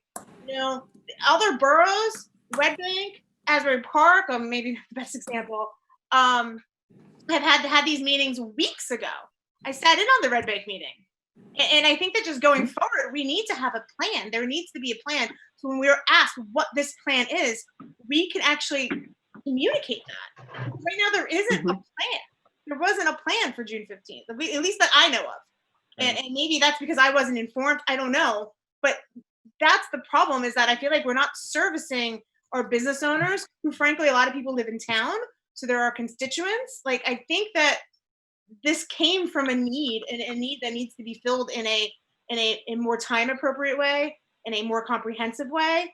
And I just hope we do that going forward, because frankly, to be having a discussion about closing a street or outdoor dining on June 16th when the executive order started June 15th is entirely way too late. And that's, I feel like I've said my piece. Okay, and Can I I say understand something your else? perspective on that, but at the same point, we had weekly meetings scheduled and publicly noticed for KBBC since the pandemic started. So Mr. Straub had been in communication, and not one business owner had expressed any of these desires to have streets closed. So if that's the business alliance and that's where we were getting feedback from, but again, I think we're all saying the same thing moving forward. If we could just vet it, or, call me And my and discussion or with Mr. Straub, he said it was his idea to close the street.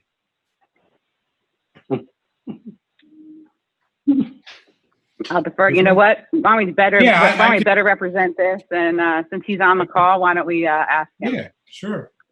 So you said I requested to close the street when? No. It was your idea. Why don't we close the streets, you said.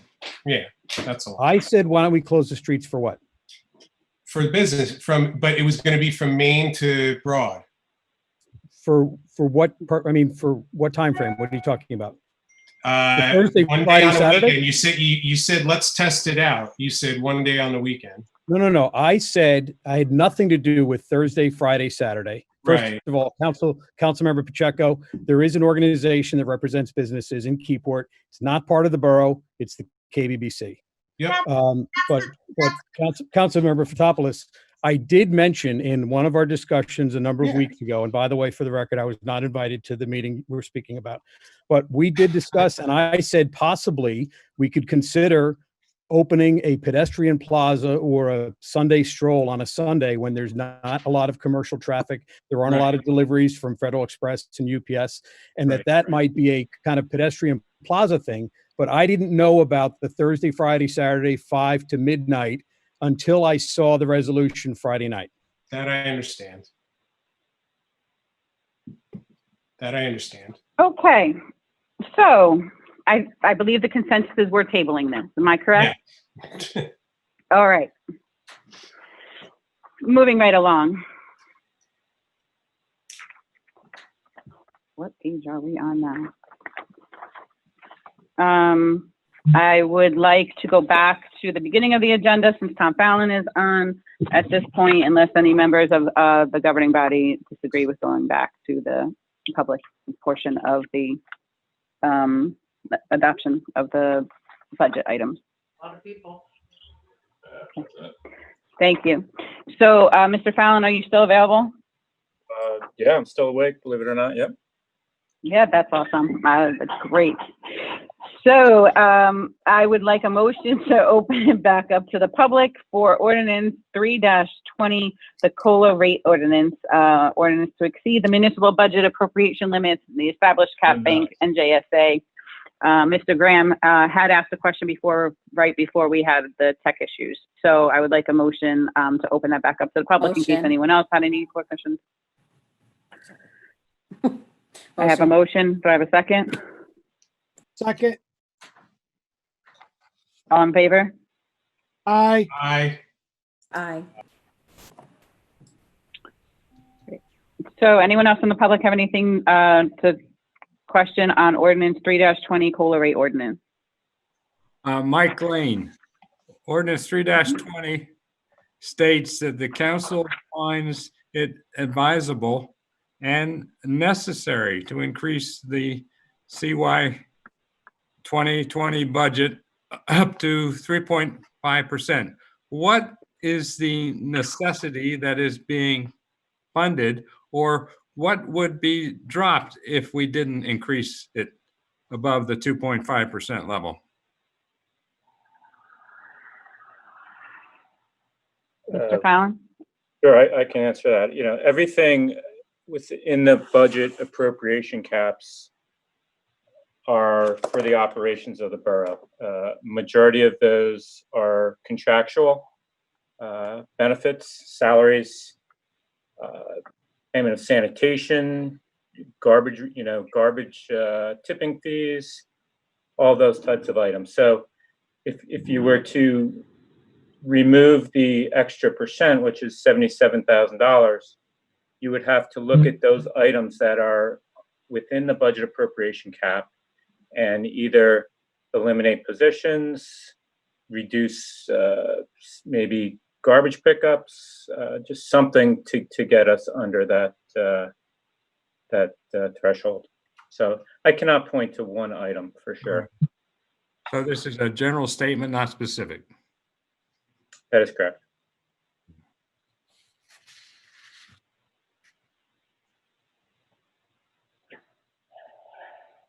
Mr. Lane, any other questions?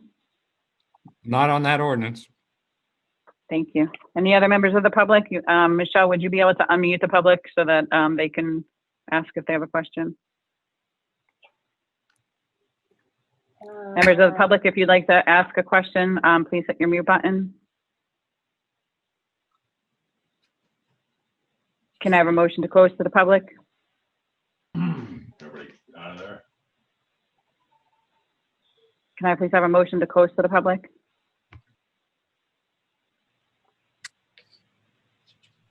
I'm not sure why we can't hear anyone. Can I have a motion to close to the public? All council members, your things are muted, so I'm not, on my end, I see them muted. I'm not sure why. We can't unmute. There we go. There you go. There we go. Motion. Thank you. Can I have a second? Have a second? Second. Thank you. All in favor? Aye. Thank you. Aye.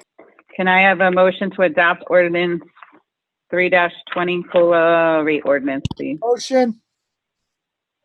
Second. Can I please have a roll call, Michelle? Councilmember Fotopoulos, Yes.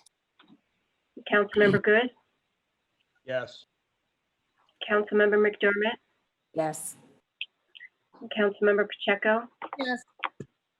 Councilmember Sheridan, Yes. Thank you. Can I have a motion authorizing the clerk to publish the ordinance as adopted? Move it.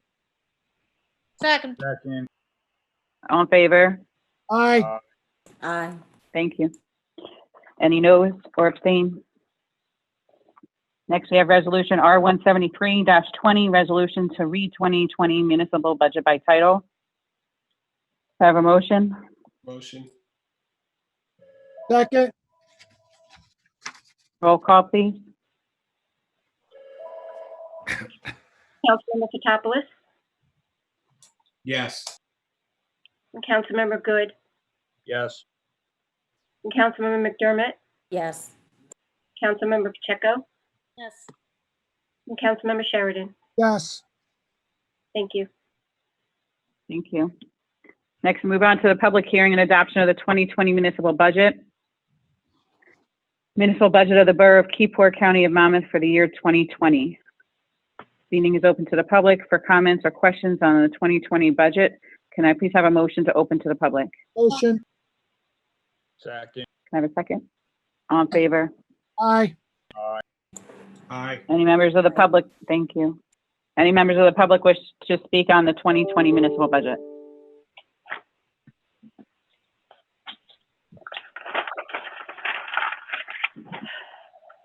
All right. if Michelle, can you please? Go ahead. Okay. I'll go first. Go ahead, Mr. Lane. Mike Lane. Capital budget sheet 40B, streetscape improvements, TAP. I think this is a serious mislabeling. The TAP program is a pedestrian safety improvement program. The benefits are outlined in the proposal. They're for low-income residents to have access without vehicles, pedestrian safety improvement, make the area more walkable with less likelihood of falling and injury. The promote public transportation with signage, safe passage to the waterfront, parks, and the downtown areas. You know, Mike Palmisano and I worked really hard to get this kicked off back in 2016, and it was never intended to be a streetscape program. And this is a very serious mislabeling, and I guess I need to understand why and how. Yep, I'll take that, Mayor. You know, Mike, the capital budget is just a plan. It doesn't appropriate any funds. The appropriation for those funds is going to come through via an ordinance of the Borough Council. So, you know, that labeling of that was, I put that in there like that based upon the information I received from the engineer. But I do understand that certainly that program is more than just streetscape improvements. And if you'll see that in the bond ordinance that's going to be introduced tonight, there's a portion of that being appropriated to get that that program started. So I apologize for the mislabeling. Can we fix that labeling, please? Of course. I appreciate that. And then it was, my understanding was the pedestrian safety improvement program was fully funded by the $569,000 grant plus engineering services. Why is there an additional $500,000 being thrown at the streetscape, at the pedestrian safety improvement program, brother? Well, for me, Can you explain that as well? I can only say that's the engineer's estimates, and those are what I was provided for the capital budget. So his estimate is that that program is going to cost $1.1 million. We will put a down payment from our capital improvement fund of $27,000. We will utilize the grant of $569,000, and we will have to, or we will provide $504,000 in authorization to issue bonds and notes. If the engineer was here, he probably could answer better for you, but that's his estimates. Mr. Fallon, my understanding is that grant was actually ended up being a matching grant, not a fully funded grant. Is that what we ended up discovering this winter? That could be. Let me see if I have any notes on it. I'm not in the right office Tom here. Henshaw is here. Tom might have some information on that, or Councilman Sheridan as the chair for the Finance Committee, either one of you. Mayor, if I may, I actually remember this because it was a question that Tom Henshaw brought up when we thought it was. It's not a matching grant. It's a, and Tom, you're going to correct me if I'm wrong, it's a reimbursement grant. So somehow we have to appropriate the money and then get reimbursed. And some of it is soft costs that we're getting from, is included there, but there are some, there's a slight number that is not, it goes into, some of the engineering costs are not covered initially. We may get it on the back end, but something I want to say like, Yeah, I think roughly we have to pay about $275,000 for engineering. That's not reimbursable to us. Everything else is reimbursable. Right. We were told that we were going to get engineering paid for if we went with a state, if we chose an engineering firm off the state's list. Yes. That's one of the things that took a longer time to make this TAP grant work out. But we did that. We went with them to save the borough money. And to have to pay additional engineering is, hopefully we'll get it back. That's not a good answer, but Mayor? I think it was the difference between. Mayor, this is I don't know who that is. sorry, Mayor, it's Trevor Taylor from CMA. there I'm we on go. the call. Oh, hey, Trevor. Thank you. How's everyone doing? So yeah, the TAP program it's a design assistance program. So we were the selected engineer. The fees are 100% reimbursable for design. However, the borough does have to pay those, and you get reimbursed for the cost. So in order to do that, you have to appropriate money in order to pay our invoices, which are 100% reimbursable by the DOT. Yeah, I'm not questioning that. I'm questioning why the program has been listed as a $1.1 million program. Well, because that includes both the grant as well as the design engineering services, again, all of which is 100% reimbursable through the DOT. But my understanding was the grant was 569 plus, since we selected the engineering services recommended by the state, that the additional 250,000 or whatever was going to come from the state.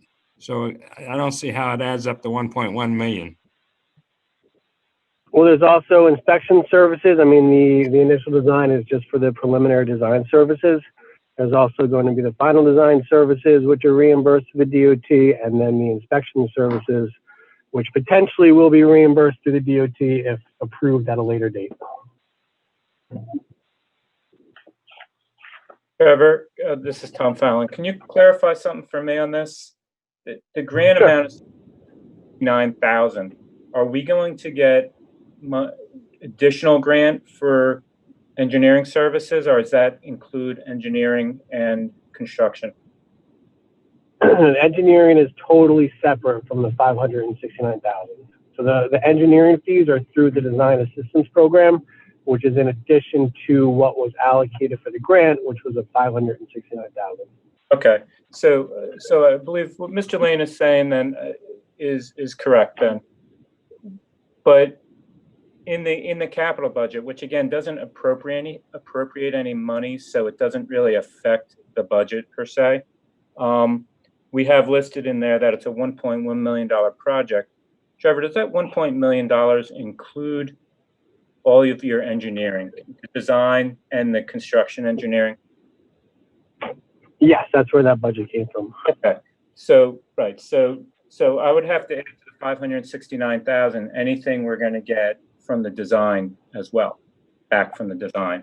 Am I correct? Correct.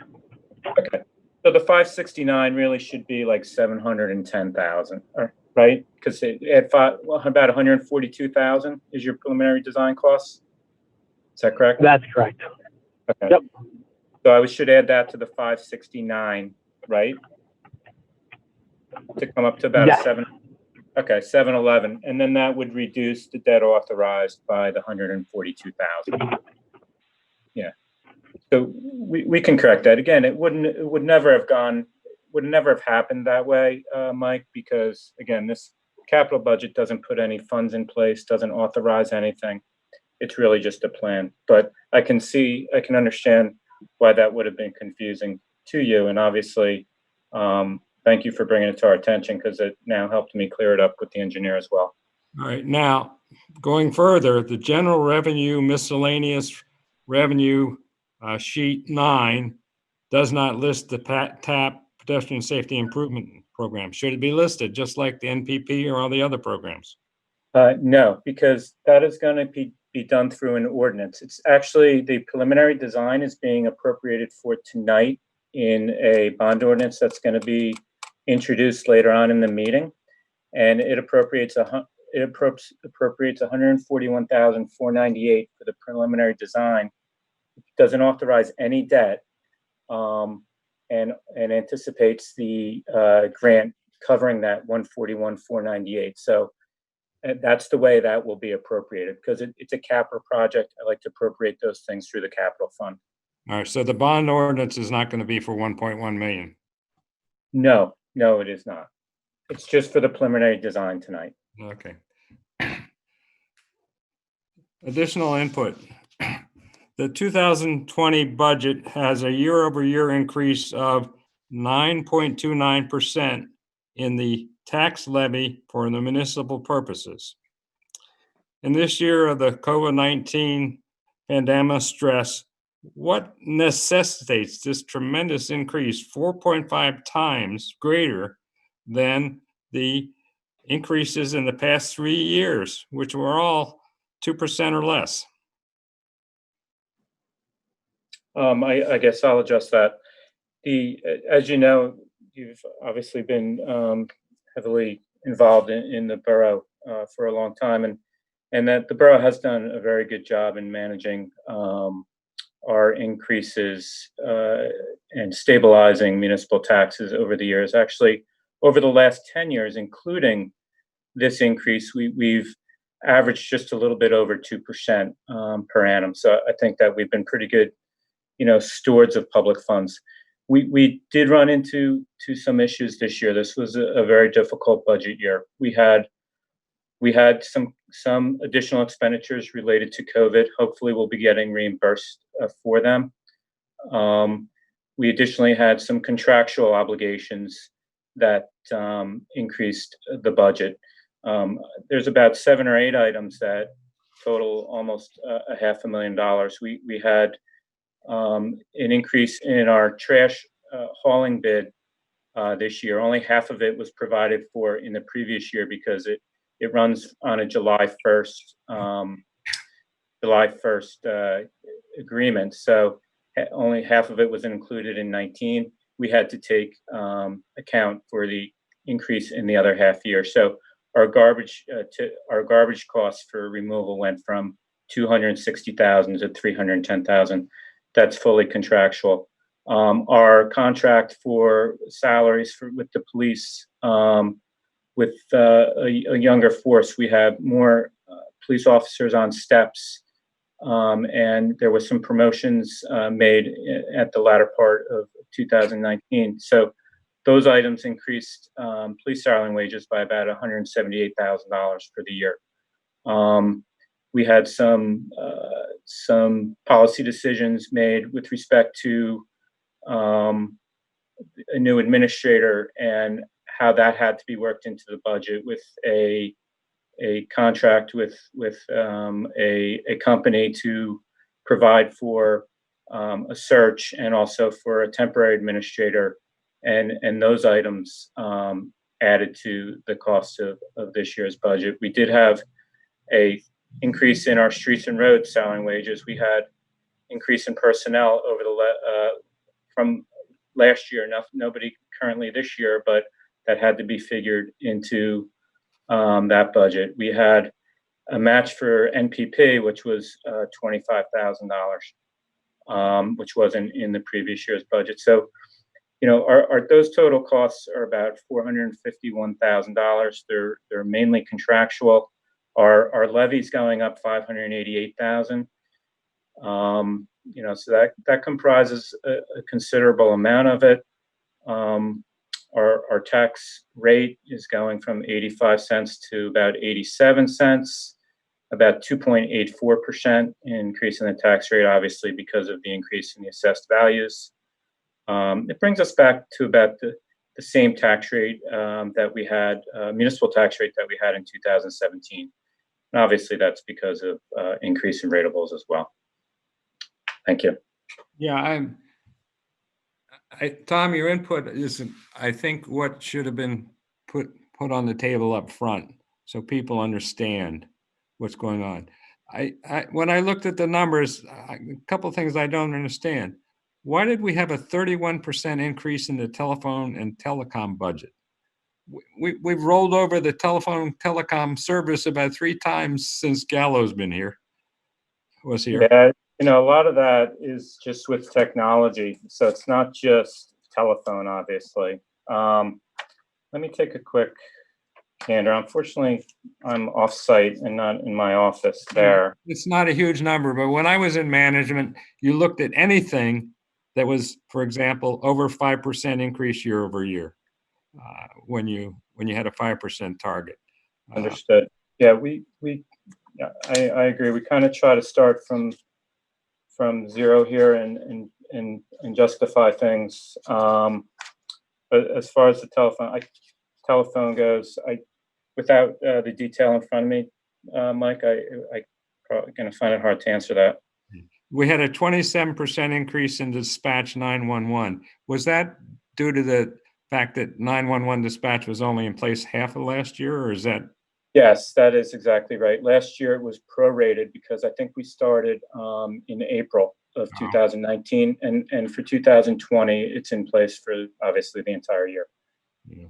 And then big increase in salaries and wages. I think the borough management has to have some targets in terms of head count. And the other thing I don't understand is when I was involved in business, you did a salary reviews once a year for the whole organization. And you set targets for how much you were going to spend. And we just seem to do them on the fly. No, Those- that- those are my that's not correct. We don't do them on the fly. We get input from the police committee and we make decisions as a group. And a lot of the things that Mr. Fallon spoke about were policy decisions that we wanted to go in a certain direction, a certain police manning, a certain, we couldn't get a lower sanitation contract. We tried, but it was great before. I don't know why the phone is more expensive. 911 calls was we had extensive meetings on that, and that was supposed to save us money. Many of the things that we decided upon were supposed to save us money. And this contract, this budget is no different from any of the budgets that we've done a number of years ago. It's a little bit more, and Mr. Fallon's pointed out the reasons why it's a little bit more. Joe, I have to I have a concern with your attitude that it's a little bit more. It's 4.5 times higher than we've had in the last 3 or 4 years. That's A lot of, some of the, if I may, some of the salaries are contractual with the PBA, Local 68. So we have to honor those contracts, and that's, you know, that's part of the increase. Well, I come from a different environment that salaries were set by whether you were losing people to other organizations and whether, anyway, sorry.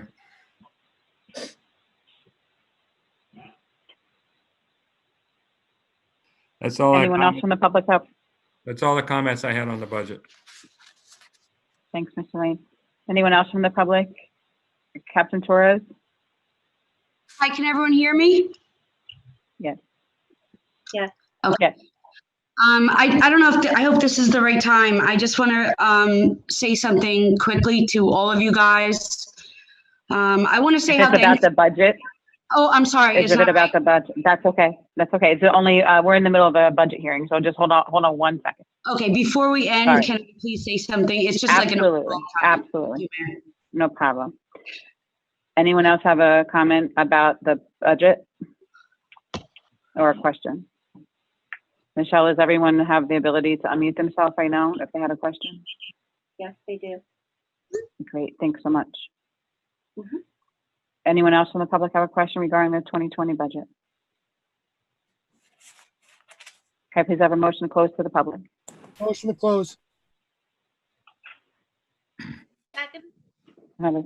Great, thank you. Can I please have sorry, is it a roll call or an all?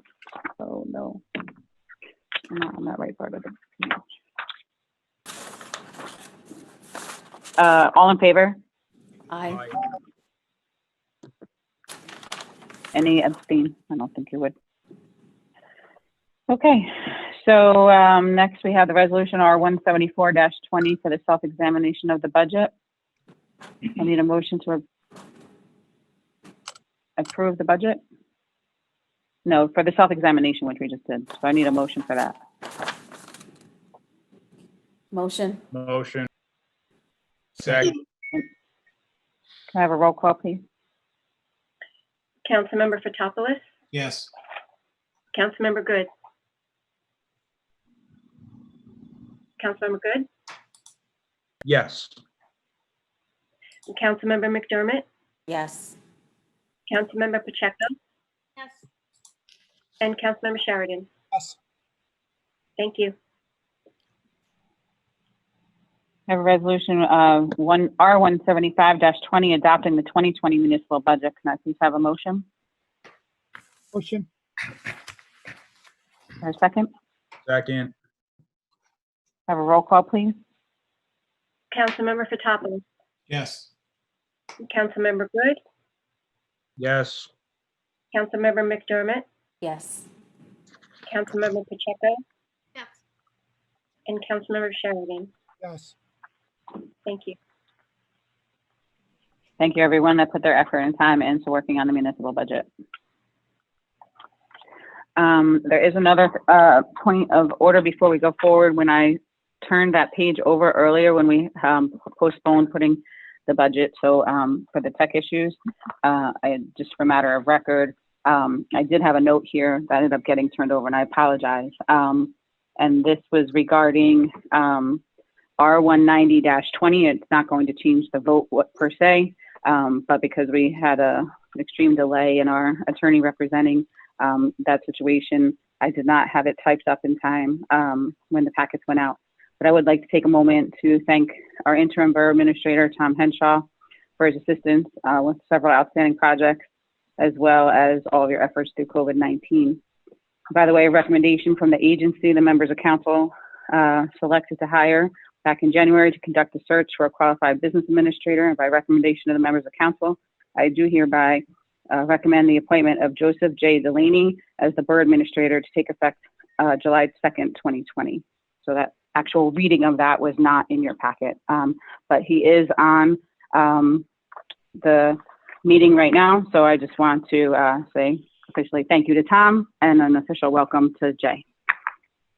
If the council members are in line to make a motion to open to the public, for Captain Torres wanted to make a comment before we go on to the rest of the agenda. Is anyone opposed to that? No.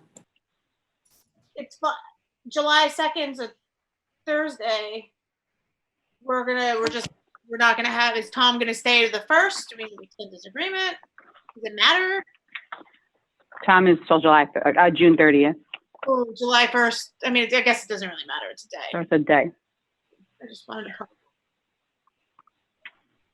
I'll move to let Captain Torres speak if I think that way. Thank you. Second. All in favor? Aye. Captain Torres, you have the floor. Okay, thank you, guys. First, I just want to say how thankful we are at Keyport Police Department to work with such a passionate group of people who have dedicated so much of their time to the Keyport Borough. This year, so much has happened that none of us could foresee coming. These are unprecedented times. Never, ever would any of us imagine working through these things, let alone being leaders during this time. We at Keyport Police could not have asked for a better team and for better teamwork during these difficult times. From watching disease take people's lives and trying to keep each other safe and calm, to then suddenly watching the repulsive murder of George Floyd. Watching that murder by a uniformed person who called himself a police officer, I felt an indescribable heartbreak. As an officer with Black family members and a diverse background myself, both racially and culturally, I would like to be a part of the solution going forward. Equality has always been so important to me. It should be known that we solemnly swear to never tolerate racism or inequality in Keyport Police. Our chief of police is a strong leader with a huge heart. His guidance his guidance and open-minded approach makes change possible. Our eyes are wide open, and we make this promise to our community and council. We thank you guys greatly for your support and for knowing who we are. We would like to develop a committee to bridge the gap between our minority community and police department. I would like to discuss this further in the future, pursuing this, of course, as a team. To end, a quote from Maya Angelou: "If you don't like something, change it. If you can't change it, change your attitude." We must all be the change we want to see going forward. I am proud to serve such a diverse community such as Keyport, and I am proud to work with such an incredible team of officers, council, and mayor. I am confident that working together, we can all be part of the solution. Thank you guys all for your hard work. Captain. Thanks, Captain. Thanks, Cap. I can't say it enough. I'm very, very proud of our police and how you guys handle yourselves and how I know that the entire force looks at things in a way that, you know, you're good cops here. So thank you. We appreciate Thank that. you. Thank you, guys. Can I have a motion to close for the public? Motion? Second. All in favor? Aye. Aye. Okay. Next on the agenda, if we're going back to order, I believe, is the introduction of ordinances. Yes. So we have number one, bond ordinance, multi-purpose bond ordinance. Michelle, if you'd like to read that by title, please. Yes, this is a bond ordinance providing for various capital improvements in and by the Borough of Keyport in the County of Monmouth, New Jersey, appropriating $1,591,498 therefore, and authorizing the issuance of $1,100,000 bonds or notes of the borough to finance part of the cost thereof. Thank you. Can I please have a motion to introduce? Motion introduced. Second. Second. Have a roll call, please. Councilmember Fotopoulos, Yes. Councilmember Good, Yes. Councilmember McDermott, Yes. and Councilmember Pacheco. Yes. Councilmember Sheridan. Yes. Thank you. Thank you. Can I please have a motion authorizing the clerk to publish the ordinance as introduced in the Asbury Park Press for a public hearing? Move it. Motion. All in favor? Aye. Aye. Nay? Nay? Aye. Oh, aye, sorry. Is that an aye for everyone, right? Yes. Aye. Okay. So number two, ordinance adopting rules and regulations for the use of the skate park. Michelle, if you could please read that. This is an ordinance of the Borough of Keyport, County of Monmouth, New Jersey, establishing Chapter 4, Section 29 of the Revised General Ordinances of the Borough of Keyport. Have a motion to introduce, please. Motion. Second. Roll call, please. Councilmember Fotopoulos, Yes. Councilmember Good, Yes. Councilmember Yes. Councilmember Pacheco, Yes. Councilmember Sheridan. Yes. Thank you. 2B, motion authorizing the clerk to publish the ordinance as introduced in the Asbury Park Press for a public hearing. Motion. All in favor? Aye. Aye. I only hear two ayes. Everyone else is good? Aye. Any noes? Okay. 3, ordinance removing requirement for payment of fee to obtain a demolition permit. Michelle, if you could please read that. This is an ordinance of the Borough of Keyport, County of Monmouth, New Jersey, removing the fee for a demolition permit. Can I please have a motion to introduce? Motion. Second. Roll call, please. Councilmember Fotopoulos, Yes. Councilmember Good, Yes. Councilmember McDermott, Yes. and Councilmember Pacheco, Yes. Councilmember Sheridan. Yes. Thank you. Thank you. Can I have a motion authorizing the clerk to publish the ordinance as introduced in the Asbury Park Press for a public hearing? Motion. Second. All in favor? Aye. Aye. Thank you. Next on the agenda, we're moving forward to communications by consent. We have items number 1 through 6 for approval. And we would have also to receive and file item number 7 through 12. However, earlier in the meeting, we did have a member of the public that wanted to speak about number 5. Council members, did you need any discussion on any of these items 1 through 12 before I ask for a request to open it back up to Mickey?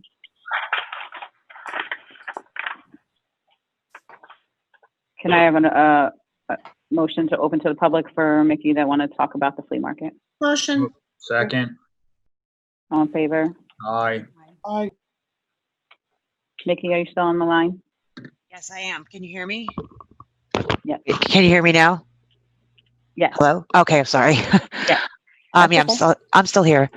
Yeah, I wanted to speak, I guess, on behalf of the flea market. I just wanted to let everybody know that I understand that times are really, really rough right now with what's going on, but I wanted to say that us vendors, we really need the flea market. We make a living doing this.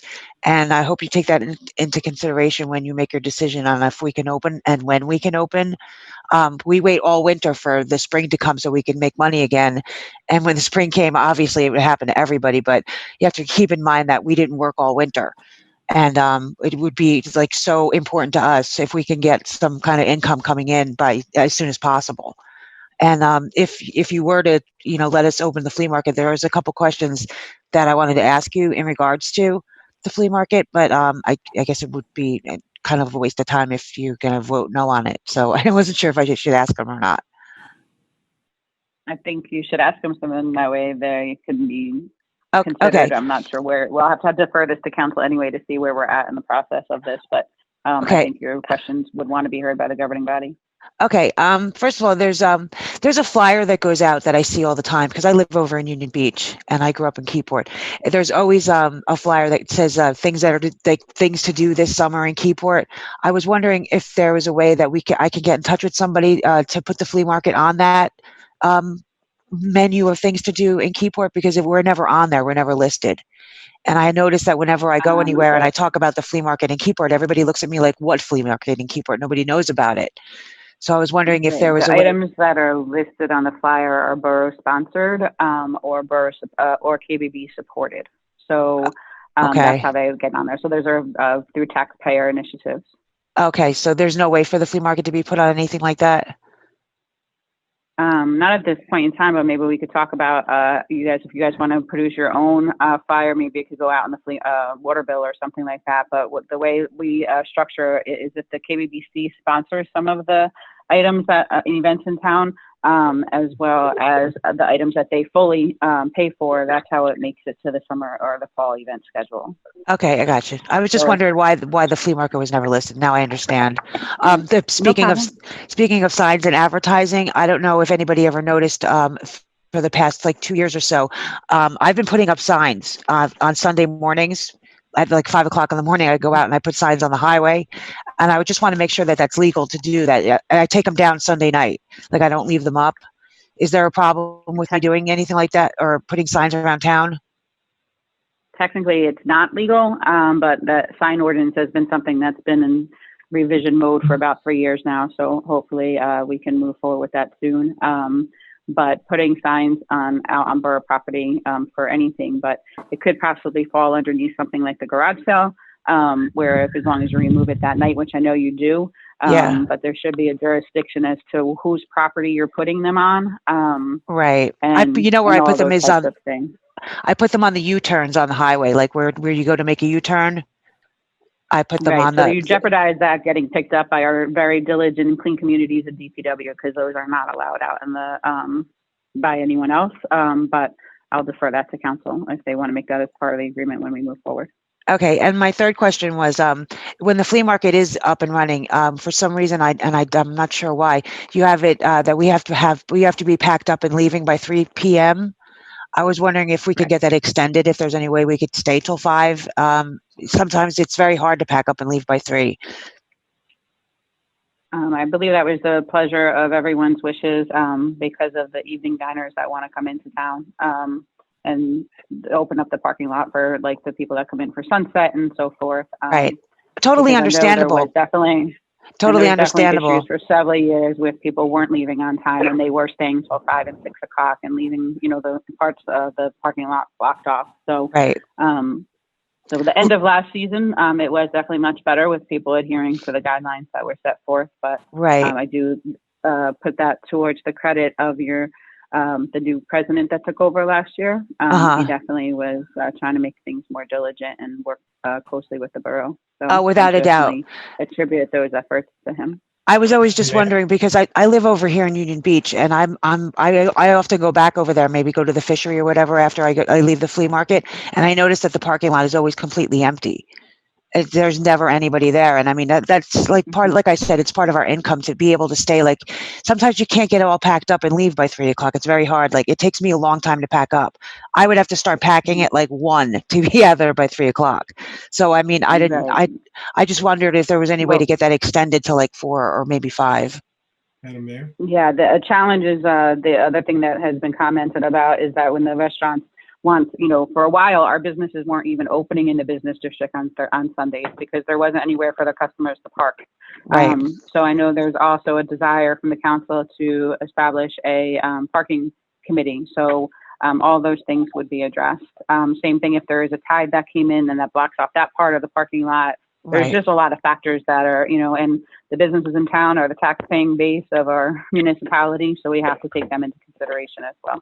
Okay, Madam- I understand. Madam Mayor, if I can interrupt, and I have a question for Mrs. Zerko, if it's okay. Mhm. Madam Mayor? Go ahead. Go ahead. Ms. Zerko, if we were to approve 5 o'clock, you see, right now, what I notice is that the deadline is 3 o'clock and nobody's ever out by 3 o'clock, right? Was that your Right. observation too? Yeah, I'm always out by 3, so I really don't know who's left a lot Last year, longer. they were better. We were, I Last year, think they were a lot better. we were definitely like, but sometimes it's really hard to pack up. It seems like everybody waits till we pack up to come shop. I don't know maybe they're waiting for a better bargain at the end of the day. Probably. It's right. possible, Yeah. but I feel like as soon as I put one thing away, I'm busy for like an hour straight and I can't seem to pack up. I've been, there's been some frustration over the years that the mayor and I have actually talked about, and we've been in agreement about, I think. But if it were to be extended,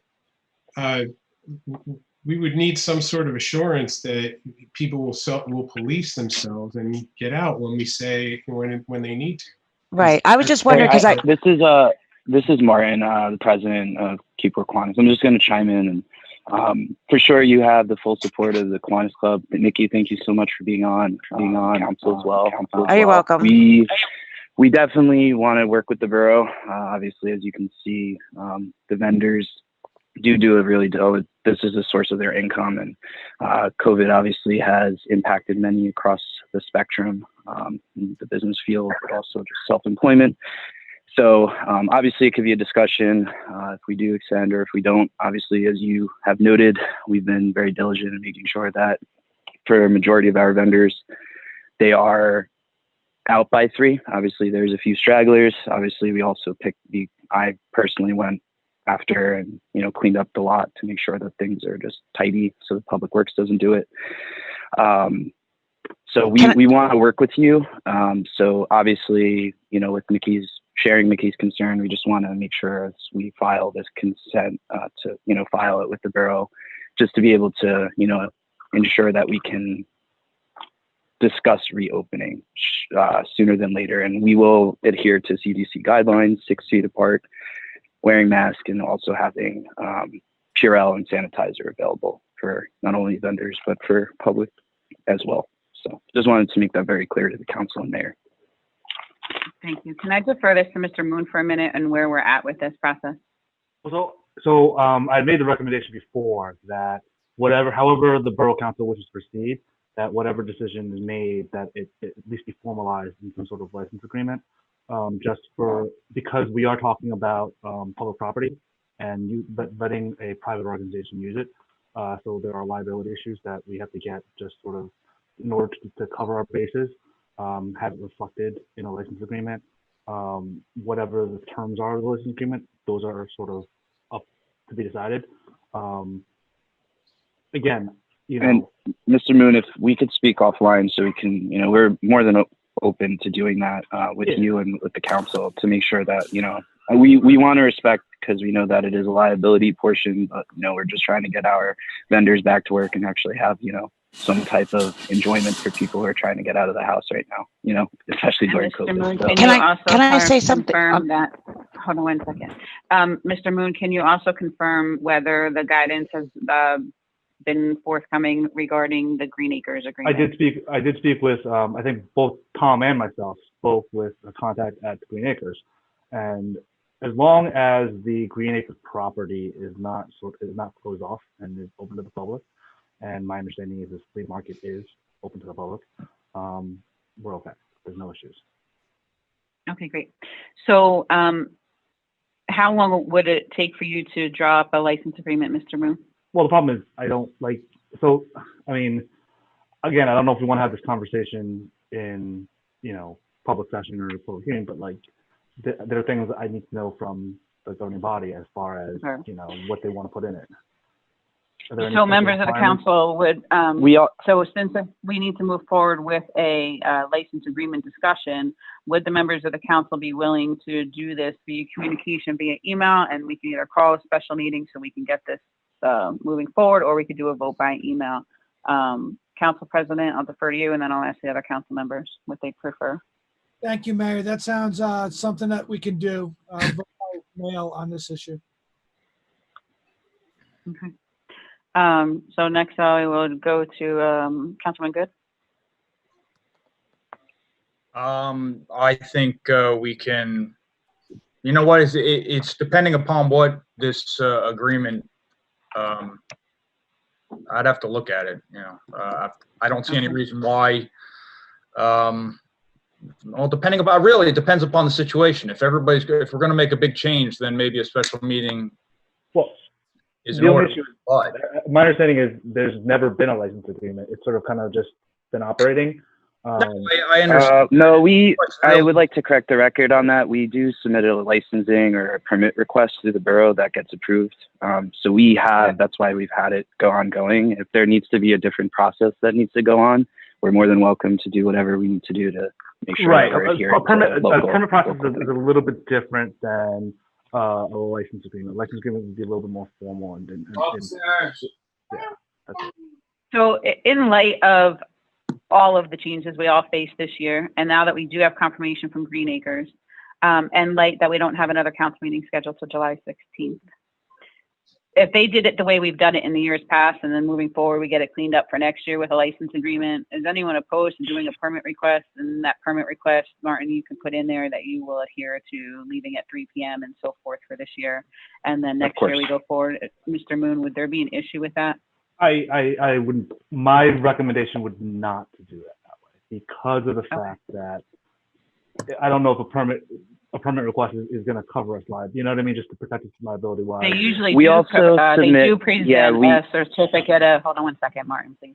of course. They do submit a certificate of insurance each year with that permit throughout the duration of, I believe, the end of the year, not even just to the end of the flea market.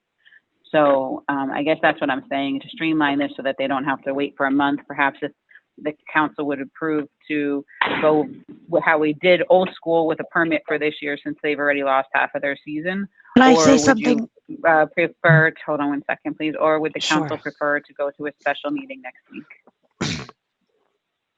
I'll ask Councilman Sheridan. Once again, I'll have a special meeting if that's the pleasure of the rest of council, or we can handle it by email after review. It's probably as extensive as what Mr. Good said, the permit. If it's something that we've done before, that we're all used to, then the email vote would suffice. I agree. Right. You agree with going with the permit process and waiting until next year to lose license agreement, and Yes. vote by email, or, okay. I have no intention of making overcomplicating it. It's just, again, I can make it as simple or as complicated as the body wants me to. You know, the thing is, I don't have. Yeah. Can I defer Councilman Sheridan to work with you on that? Would anyone be opposed to that? And then they circulate it for an email vote? No problem at all.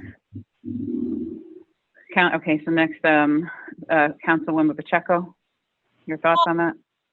I have to think about it. I mean, I don't really mind voting by email over this. I kind of deferred to the attorney, so if there's some sort of reason we need to have a special vote or a special meeting, I'm fine voting over email about this. So, but I defer to the attorney's opinion. Councilwoman Potapoulos, I defer. Councilwoman McDermott? I would like an agreement, just like we've been doing for every other entity we've been working with, to keep the process consistent. Okay, so if Councilman Sheridan and Mark Moon drafting up an agreement, and then also contacting the Kiwanis, and then they circulate it by vote, are we all good with that? Sounds good. I'll make sure all the council Okay. will have a chance to provide feedback. I like that. Okay, I can have a so draft document. Martin, if you could follow up with Councilman Sheridan, please. And then at this point, though, I also would like to open this up to the public as a whole for this topic, because we didn't know that's where this was going, and this would give the public an opportunity to speak if they had anything to say about the flea market. Make a motion open to the public. Second. Second. All in favor? Aye. Okay. Does anyone else on the call have any discussion they would like to take place about us moving forward with an email vote regarding the flea market? Hi, this is Mary Beth Hughes. I've been waiting to see when I can speak. I'm another vendor in supporting the opening of the flea market. The flea market is beneficial to so many, and I just want to send that out to you, that it gives back 100% to the community from the Kiwanis Club. It benefits small shops, restaurants, and businesses in the area of the flea market. Many people come out from different towns and attend this flea market, and they eat and shop at these establishments. We've been 6 feet apart in the way that we're set up now, and we are already social distance within the guidelines of the governor. Us vendors are quiet and clean, and we don't, cause any disruptions to businesses. And with the hours, I was suggesting new COVID hours earlier, like 7 a.m. to maybe 1.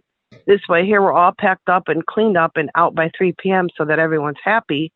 This flea market has been the first thing I've went to since I moved here from Connecticut in 2013. I moved to Keyport, and it's the first thing I went to. And this flea market is, the customers and the vendors are like a family, and it's so important to many of us. And we do look forward to this extra income. And many people are without jobs now due to this COVID. So if we can adhere to getting out of there when you want us out and do what we're supposed to do, I'm just all in favor of hoping that this can go on, because I'm really looking forward to it, as Nikki is and many of my other fellow vendors. And that's Can you please about state it. your name and address for the record, ma'am? My name is Mary Beth Hughes, 207 Check Avenue, Parlin, New Jersey. Thank you so much. Yeah. Anyone else from the public wish to speak about the flea market topic?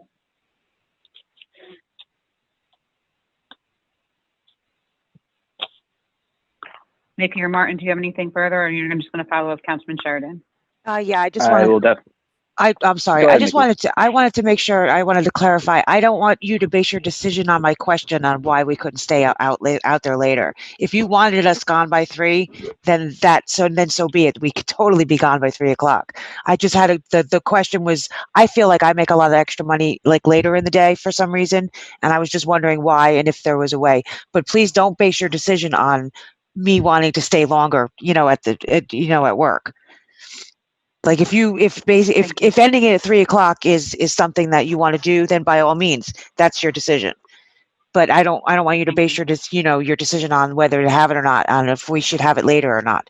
That really had nothing to do with it, which is why I didn't want to ask the question in the first place. Okay. Nope, that's fine. I don't think anyone, I think it was more of a just clarity of how we're moving forward. That's all. And not having to wait till our next meeting, which is until July 16th. That's Yeah, why that I was trying to okay. get the attorneys, that would be horrible. Do this without waiting. Yeah, that would be that's bad. why we were. That would be horrible Right, if we had to that's wait why- till July 16th. Right. That's why we're trying to see how we could do it differently. Right. I didn't want my question to hold anything up is what I'm saying. I don't think that's at all the case. So you're good. Okay. Okay. Just checking. Mayor, just the last thing. I will follow up with Councilman Sheridan. Councilman Sheridan, just let me know maybe what's the earliest I can. But also, I know that we usually submit the permit fee is with the licensing agreement. Not that keen with the legal side of things. Do we need to submit any type of formal permit fee? Is there a fee with the licensing request? Just so I can bring it back to our own body, my own executive board, to make sure that they're aware of that as well. Michelle Clark, are you aware of whether we normally waive the fee? I don't think we do, but I'd have to check to make sure. Okay. If you could just provide that information to Councilman Sheridan and Mr. Moon. I will. Whatever the past discussed. Great. Thank you. Okay, so you guys will continue that, and then we'll move it forward once that's all complete. Okay, guys? But I don't know that's going to be ready for this Sunday, but miracles have happened through this COVID thing. So just stay in touch with Councilman Sheridan, okay? Of course, yeah, I'll definitely check in with him, and we'll keep in line with the governor's orders. I appreciate the time from the mayor and council as well on this topic. Thank you. Thank you. Thank Have a you, motion to everybody. post to the public? Motion. Second. All in favor? Aye. Aye. So next we would need unless there's any further discussion on items number 1 through 12 from the council members. I would need a motion to approve and/or receipt and file communication items 1 through 12. Motion. Motion. Okay. Can I have a roll call, please? Councilmember Fotopoulos, Yes. Councilmember Good, Yes. Councilmember McDermott, Yes. Councilmember Pacheco, Yes. and Councilmember Short. Yes. Thank you. Thank you. Next, we have reports of departments. We have municipal clerk report of April 2020, tax water sewer collectors report for April 2020, Board of Health Treasurers report for April 2020, Building Department monthly report April 2020, the Municipal Court monthly report April 2020. Can I please have a motion to receive and file those reports? Motion. Second. All in favor? Aye. And noes. Next on new business, we have the Power Walk Power Link LLC, otherwise known as Ambarek. I know there was some members of the council that agreed to meet with the organization that had previously made application to do a power line, wind, help me out, Councilman Pacheco. What am I drawing a blank on? Wind farm. Sorry. Oh my gosh. To bring power out to Long Island. There was a lot of agreements that were made with the borough back then. We hadn't heard from them for 3 years, but they did surface again and reached out to you. And I believe they have another application they want to bring forward, but you had a conference call and got better understanding of them. And I just would like that relayed to the members of the governing body, because I know they're asking for us to sign a consent form for the application to move forward to the DEP. And I didn't think anyone was comfortable doing that until the members of the governing body had an update. So would you want to do that tonight, or do you want to hold off on that till next meeting? Hold off. I think she's frozen. Councilman Pacheco, are you there? Oh, there you are. Nope. Councilman Pacheco? Where'd she go? I don't know. I think Mr. Moon. Councilwoman Pacheco? Yes. There she is. Now she's back. Oh, my internet connection is unstable. Yeah. Okay. So yeah, you were frozen there for a minute. So I'm not sure if you heard what I said or not. Did you hear what I said? I only heard myself talking. Sorry. Oh no. So did you hear me do the intro at all about what it is, or no? Heard that. Okay. So do you want to discuss this now and give a update to the council governing body, or do you want to wait till next meeting, being that the time? But I don't know if they're on the call. I don't know if you had them coming onto the call tonight, and if they're present, I didn't want to take that opportunity away. And frankly, we can probably get them on for the next meeting, so we can push this. Do you want to wait? So you okay with tabling this? Yeah. Okay. Michelle, could we please table this to the next meeting? You want me to make contact or have And maybe, Jay Delaney make contact with Ambarek to see if they can be on for the next meeting? sure. I'm sure they'd That be. sounds good. Okay, we will. Great. Thank you. Okay, next is the signage request for Keyport Community Labyrinth. I think Councilman Fotopoulos, you were working with the Art Society president. I know, as I said earlier, when they were asking about signage for the flea market, our sign requirements in the town, as far as the sign ordinance, has been in a 3-year continuous hamster wheel circle. But either way, I think we should be able to give them guidance on something that they could fulfill. Have you looked into that, Councilman Fotopoulos? Sign ordinance doesn't address the volunteer organization. It's specific. It's more specific than that. I think what they're requesting is first remove the signs that are there, not remove, but just move them away from the labyrinth. There's a couple of signs there that we could probably just have DPW dig up and move if that's okay with the council. And as far as them putting up a sign themselves, it's a nonprofit volunteer organization, so it's not an advertisement or anything like that, so it doesn't really apply. So if it was the pleasure of the council to allow it, we could. We don't need, it doesn't. I think they were looking for guidance on signage of size and materials, and that is what the ordinance spells out. So I wasn't sure if you had a chance to review like what kind of material of a sign that she wanted to put up or they wanted to put up, or how big and all that kind of stuff. So I don't know if there was any more guidelines discussed on that. Obviously, we were in the height of many other things going on, and yes, you had said that you would follow up with that. So I was gladly willing to unload that from my plate. So did you guys figure out how big of a sign? Like, what were you guys thinking of? Mayor, the ordinance doesn't apply to them. It doesn't apply to, It applies to any sign ordinance. It applies to any sign in the borough, even businesses or, even our own signs. We have to adhere to sign size and material type and, how they get put in the ground so that they don't become obstruction pieces during a hurricane, all of those things. So I think let's are part first, of it. what I'd like to do first is address the current signs that are there, because that's what they were. Okay, and which ones are those? There's a sign about no swimming or swim at your own risk. I can't remember off the top. And there is a sign about dog waste, I believe.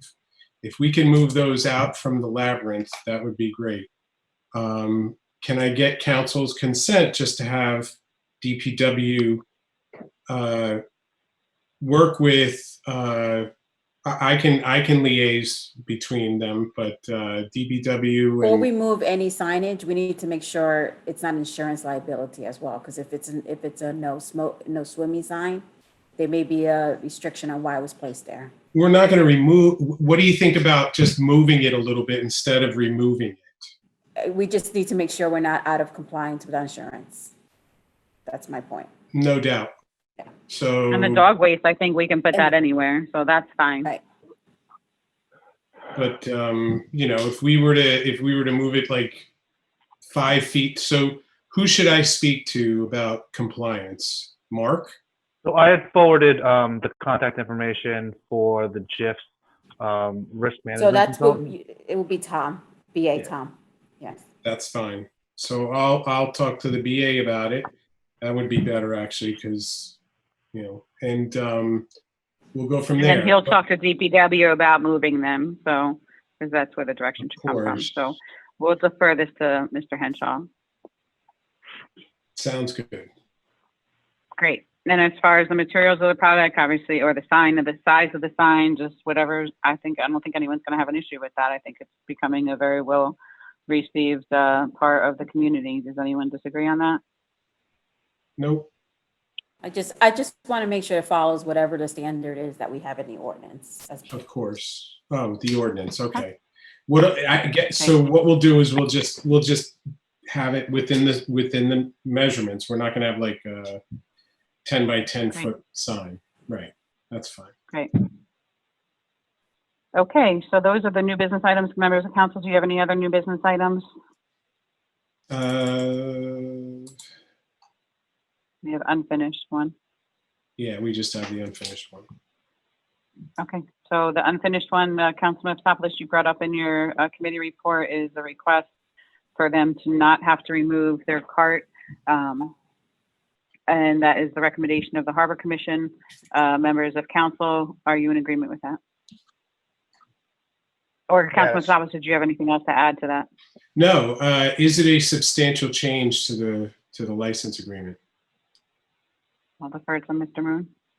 For the purposes of no, I wouldn't consider material. I mean, I don't believe it's material. So they can make it.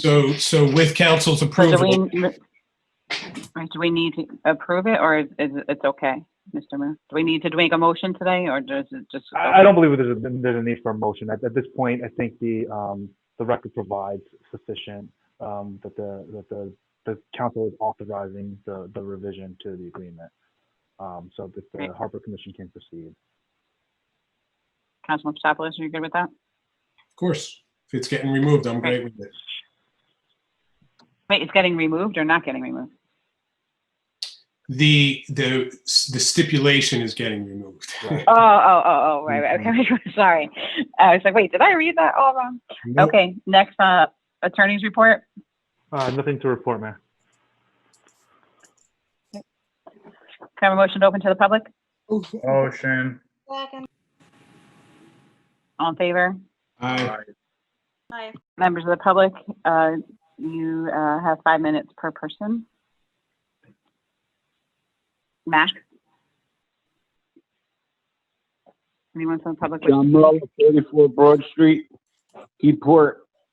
Just a follow-up, the skate park update, as far as just the insurance, where do we stand? We're waiting for the inspectors to come out so then they can issue the insurance if the inspection passes. So they have lifted the restrictions on inspections taking place, and they're going to be scheduling an appointment with the appropriate department liaison, the department head. Okay. Question for Councilmember McDermott regarding the hydrant flushing. What kind of report did you receive? Are all the hydrants that are within the borough's jurisdiction, they've all been flushed to date? So the fire hydrants are actually managed by Councilman Good, because that's the fire department that does that. Well, the Who flushing flushes is actually them? done by DPW, but But the DPW flushes them, but yes, we did do the spring flushing and they are complete. Okay, that means private property, all the condo associations, apartment buildings, high rises, all those have been flushed also? We can confirm with DPW if you'd like. We'll just have to follow up with Okay. that. All right, and Councilman Sharon, under your report, you brought up that you had met with Mr. Straub regarding concerns of the resolution that could have been voted on tonight but was tabled regarding the closing of West Front Street and other streets within the municipality for outdoor dining. Where did we comprise that data that you're talking about? Because the mayor mentioned too that Mr. Straub, are you saying Mr. Straub went to all the businesses within that area and asked what they thought about closing the street versus not closing the street for the downtown use of basically expansion of their use in front of their businesses as far as eateries? What's the there's only one eatery that's open till midnight in the entire downtown area that was proposed to be closed. And that is, I understand. And I understand. And that restaurant wasn't even consulted actually when I spoke to them on Sunday. So the restaurants and the businesses, once we saw this ordinance put on, we did consult. But Mr. Straub has been in continuous communication with the different businesses. In fact, he's the one that was liaison with the Monmouth County Takeout Initiative, bringing in all the restaurant, the to-go bags that Monmouth County was providing for restaurants to use. And there were emails sent out to the business community as well, indicating to them how they can reach out to us since the office was closed because the Borough Hall was closed to the public. So yes, no, we do not have any record of any restaurant or business inquiring to have the streets closed. But you do have documentation of restaurants that didn't want them closed? I don't have any. I personally know of some that I could tell you who I spoke to that didn't want them closed. But regardless of that, there is a process. And I know you had 3 people on your call as far as members of the business community. That really entails 340 different businesses. But I know there were 3 business owners on that call. So it could be 2 businesses. 74 of those 300 voted in the KBA election last year, so that doesn't matter either. You know, so what I'm trying to say to you is, was every business questioned by Mr. Straub whether they were in favor or not in favor of closing the street? Considering we wouldn't find out about this resolution until Thursday or when it went live on Friday, no, they weren't, except the ones that we spoke to in person since we saw that resolution come out. Okay, thank you. Anyone else from the public have any questions? Hello? I'm sorry. Hello? Yes, Mr. Graham?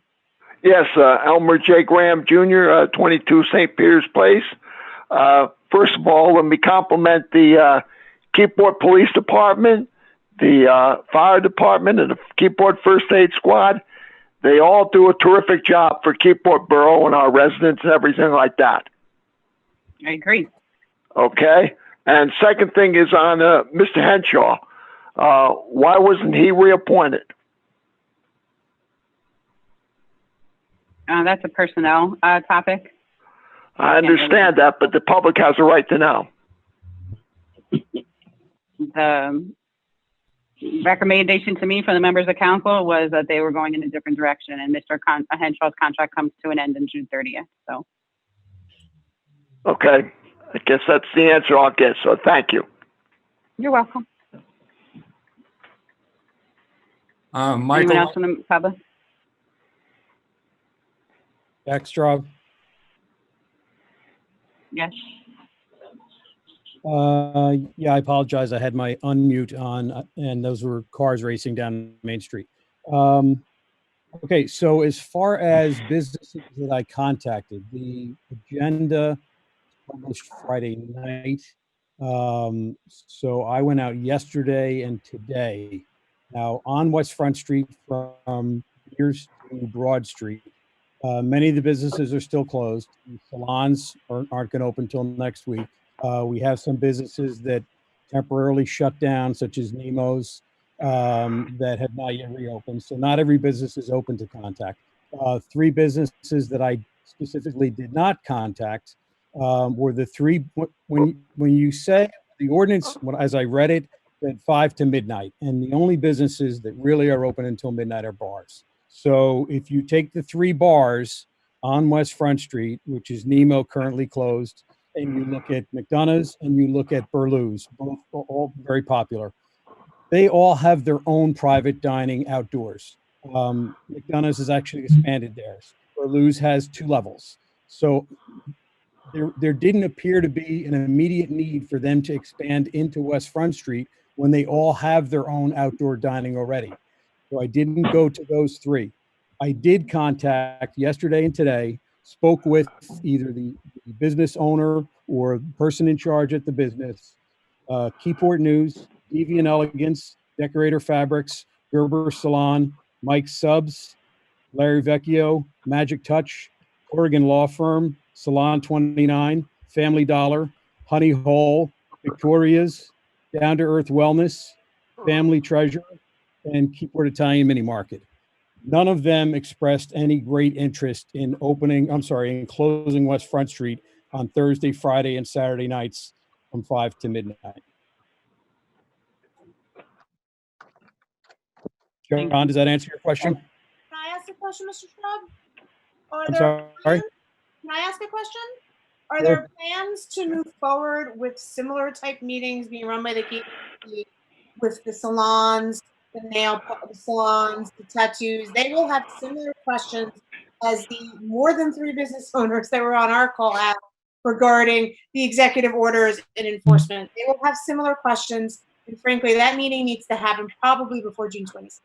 Okay, so I just, during this meeting, I emailed to you and the rest of the council a letter that I sent out to all the business owners that are on our email list on April 6th, when just a couple of weeks after the executive order started. I was very specific about where business owners could find information. We adjusted our KBBC website. We put a special section on there. We've updated it since. We had webinars on there. We had information for business owners. We told them exactly where to go.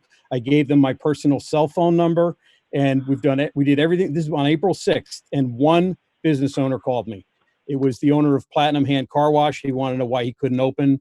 And I worked with the mayor, and the police went over there, and they were not able to open right away, but they have since open. So we have been completely open in terms of getting information out there, telling business owners where to find it, being accessible, giving our phone number, email, asking them to call us when they have questions. And in addition to that, during the major lockdown for health reasons for others and myself, I was not going door to door as I normally do. But now that things have been lifted somewhat, I've continued doing that again. So we have been reaching out all along to business owners.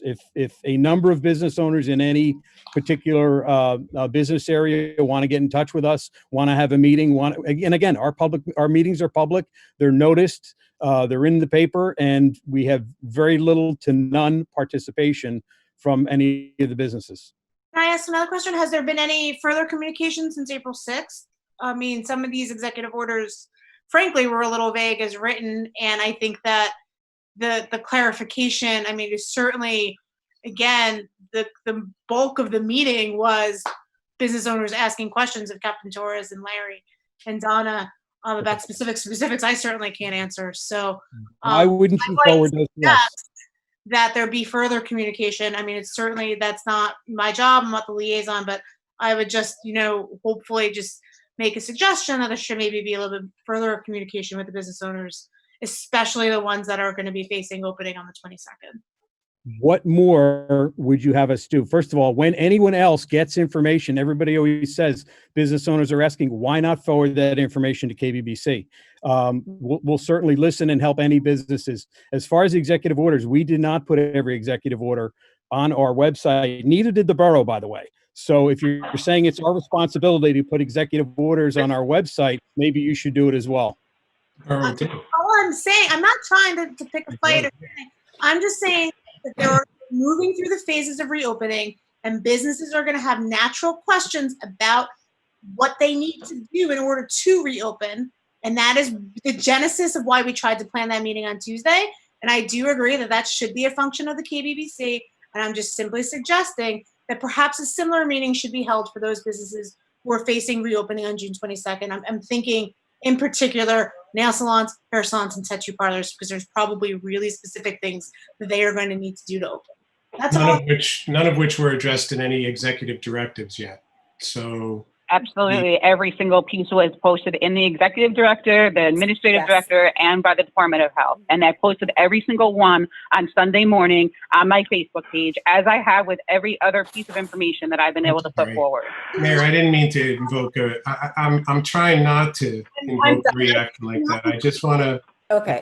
I just want to see what conversation. We can do this. We can do this moving forward. We can put this together. If while I was in this meeting, I was getting texts from people that wanted to be involved in the last meeting, because the way you represented it was it should be for all businesses. And in the flyer that we advertise, just like the KBBC does, on the borough Facebook page, on our own Facebook pages, we shared it on every Keyport site. It said restaurants and retail. And it also said in a note that hair salons and others were going to be addressed after we get guidance. So if we got guidance, instead of arguing about what we did and how we did it for the more than 3 people that attended this meeting, I listened to the whole Zoom meeting. It was 3 business owners. Let's see. That's not true. Okay, I'm thinking of 5 right off the top. But let's. How about what we do instead of arguing amongst ourselves? Let's do a service for the business and have the same meeting. Everybody that was in that meeting. I think that's what Councilwoman Pacheco was suggesting. What was that? That's what she just suggested. But we're getting pushback. Can we just have agreement that we can do it? I just don't understand why that suggests. I also want to say something as KBBC board member, and as the mayor being a board member. If there are concerns and inquiries about this, we are the individuals that should be contacted. 100%. And on the other side, just hold on, let me finish. Hold on. On the other side, we also have a executive director. So just same way as if there's an issue with environmental, I'm going to defer that, say that Councilman Fotopoulos, I got this issue, this concern, So this is where there's a process and protocol, and this is where the concern was, that the process Ellie, wasn't. let's talk about wait a minute, Vicky. Let's talk about protocol offline. Whoa, we're you going and to I, speak Kelly. one person at a time, okay? Like, Ellie, can we if you just don't stop mind, let's talk over-speaking about each other? protocol offline. Yeah, that's fine, that's fine. Okay. All I'm saying is. Because we- you and as I future can reference- do that. I know. Dennis, Future reference, Dennis, can we just communicate that over to us, and we will help you. We are here for you. Delia, I'd like to communicate. I'd like to talk to you about this offline, right? I mean, I'm not going to say another word because I'm starting to get upset about this now. So, as far as what I just want to help the businesses and business Okay, owners can't. Councilman Patopoulos, I think the common goal is here, right? I think we're all saying. So the let's same thing, proceed. right? What Let's are we move going to forward. do? What's the plan We going? took initiative. We should have taken initiative. Let's proceed. Take initiative. Tell us what you want us to do, and we'll do it. Frankly, all I just want to know is what's the plan moving forward as we enter phase 2, phase 3. These questions aren't going to go away. We can't just ignore it. And frankly, that meeting happened because there seemed to have been a void where people needed an outlet to answer those questions. I'm simply making a suggestion that perhaps we have a similar meeting for the people that are opening on the 22nd who are going to have similar concerns and questions as the people who faced opening on June 15th. That's all I'm suggesting. I'm not trying to attack anybody. I'm just saying that we need to have a plan. If we don't have a plan, it's going to be chaos.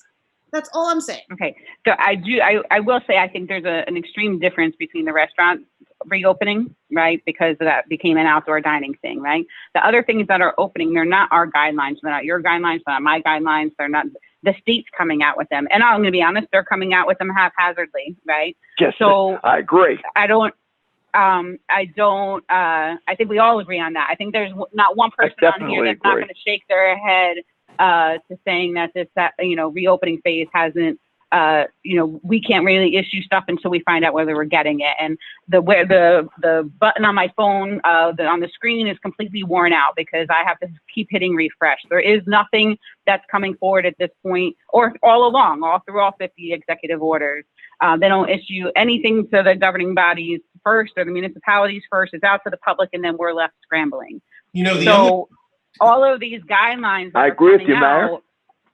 All of these guidelines that are coming out at this point, like the Department of Health and all that kind of stuff, I don't know that we're going to be able to do it because it's not like they're going to be able to move outside like the outdoor dining was, right? So I see what you were saying on that one, but to have a meeting with salon owners when it's not our guidance, not even the police guidance, and it's not the Department of Health guidance in regards to the local level, I don't know that we're going to be able to help them at this point because I see what you're saying in regards to the outdoor dining conversation, but moving forward for the salons, I'm not quite sure how we would have the guidance for them.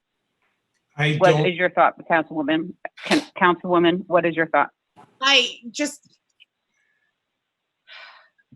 feel like we're getting attacked for having a meeting where there was a need for one. Right. And I agree. I just said that there was a need for that. I'm asking you moving forward though, what? There was no plan. I think that once we start getting guidance, I think that we should be working our contacts within the state government to see if we can get a heads up on what this guidance might look like. We all have those contacts. I think that we should be preparing to do this. I don't understand why we wouldn't have a meeting with these business owners to help them prepare to open. I'm sorry, I'm not going to back down from this. I just don't understand why we wouldn't even bring them into a Zoom chat like we did and to have a discussion about what their needs are, to maybe even just get a list of questions of what we might need to find out for them. I just don't understand what's wrong with that. I'm sorry.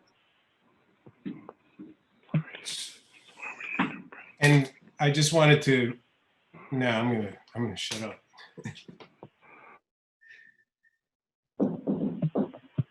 Why don't we wait and see, why don't we see if the salons have questions? I just got a communication from somebody. And if they have questions about it, then we can move forward with that. If it's determined that there is no guidance and we don't run into the same situation, but as the restaurants were definitely asking. I don't know who everybody else was talking to, but the restaurants, more than 3 that attended, were definitely interested in what we brought. What are we Well, gonna there's do? only Are we one gonna- that's open till I don't midnight, know but, what- the other thing is, okay, the other items that were emailed to you this evening are communication 6.1 and communication 6.2, which are approvals for, additional outdoor dining that, their applications were finalized today.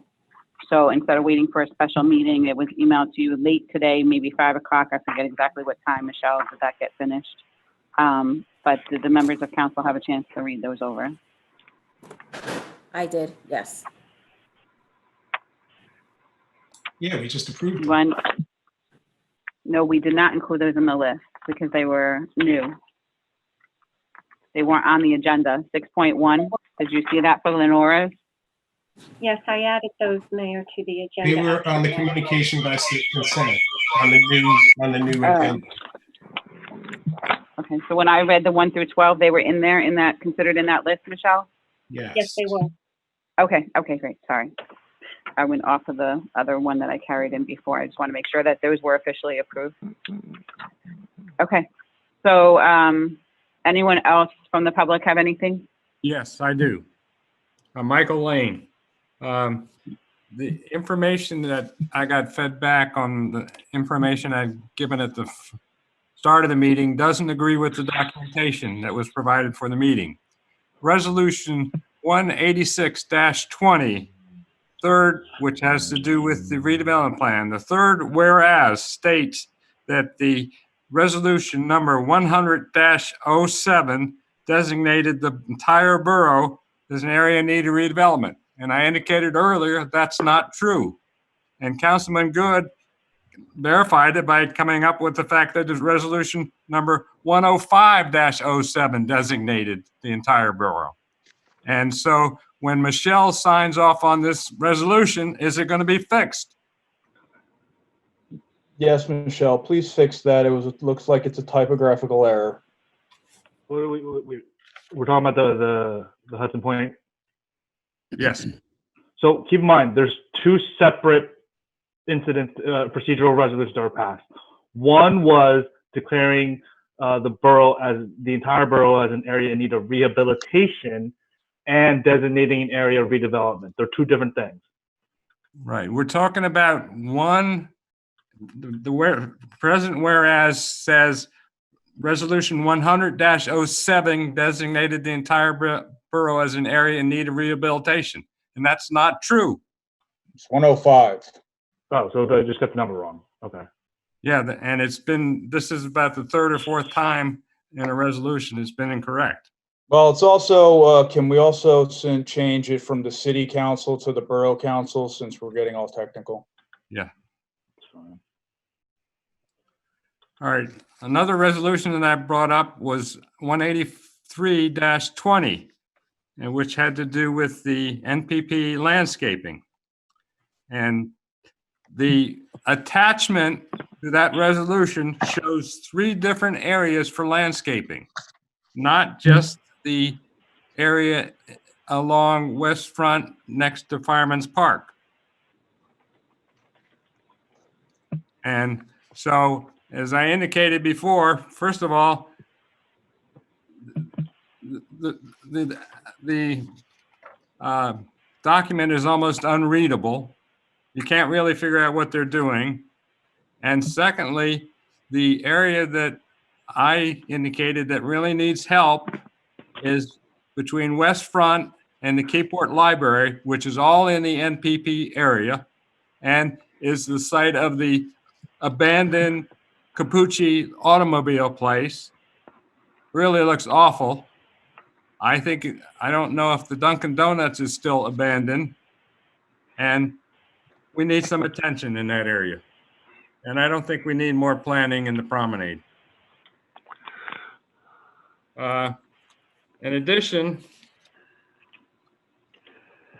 I'll bring it up at the next council meeting. I look forward to finding out whether the 5.17 million is reflective of what we originally estimated for the water plant. And I heard, the water plant's going to supply water to other towns. I'm really concerned about that, having lived in a town that ran out of water. in Boulder, Colorado, and we couldn't sell our homes. We're putting in, if you look at the numbers, probably 1,000 additional residential dwellings by the time you do Mariner Village, you do the Beer Street projects, the two projects on Beer Street, the project at Bay Point, and the Aero Marine. And there is engineering data that was submitted with one of those projects that estimates how much water we're going to need.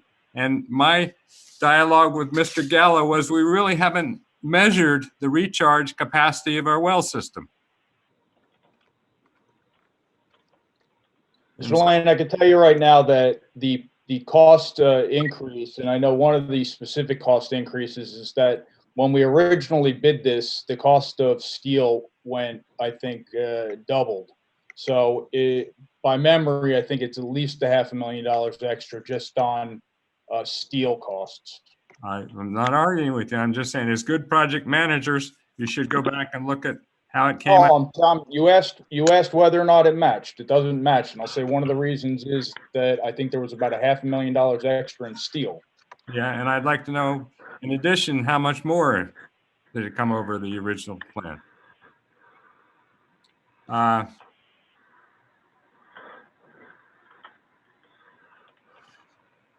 Thank you for your time.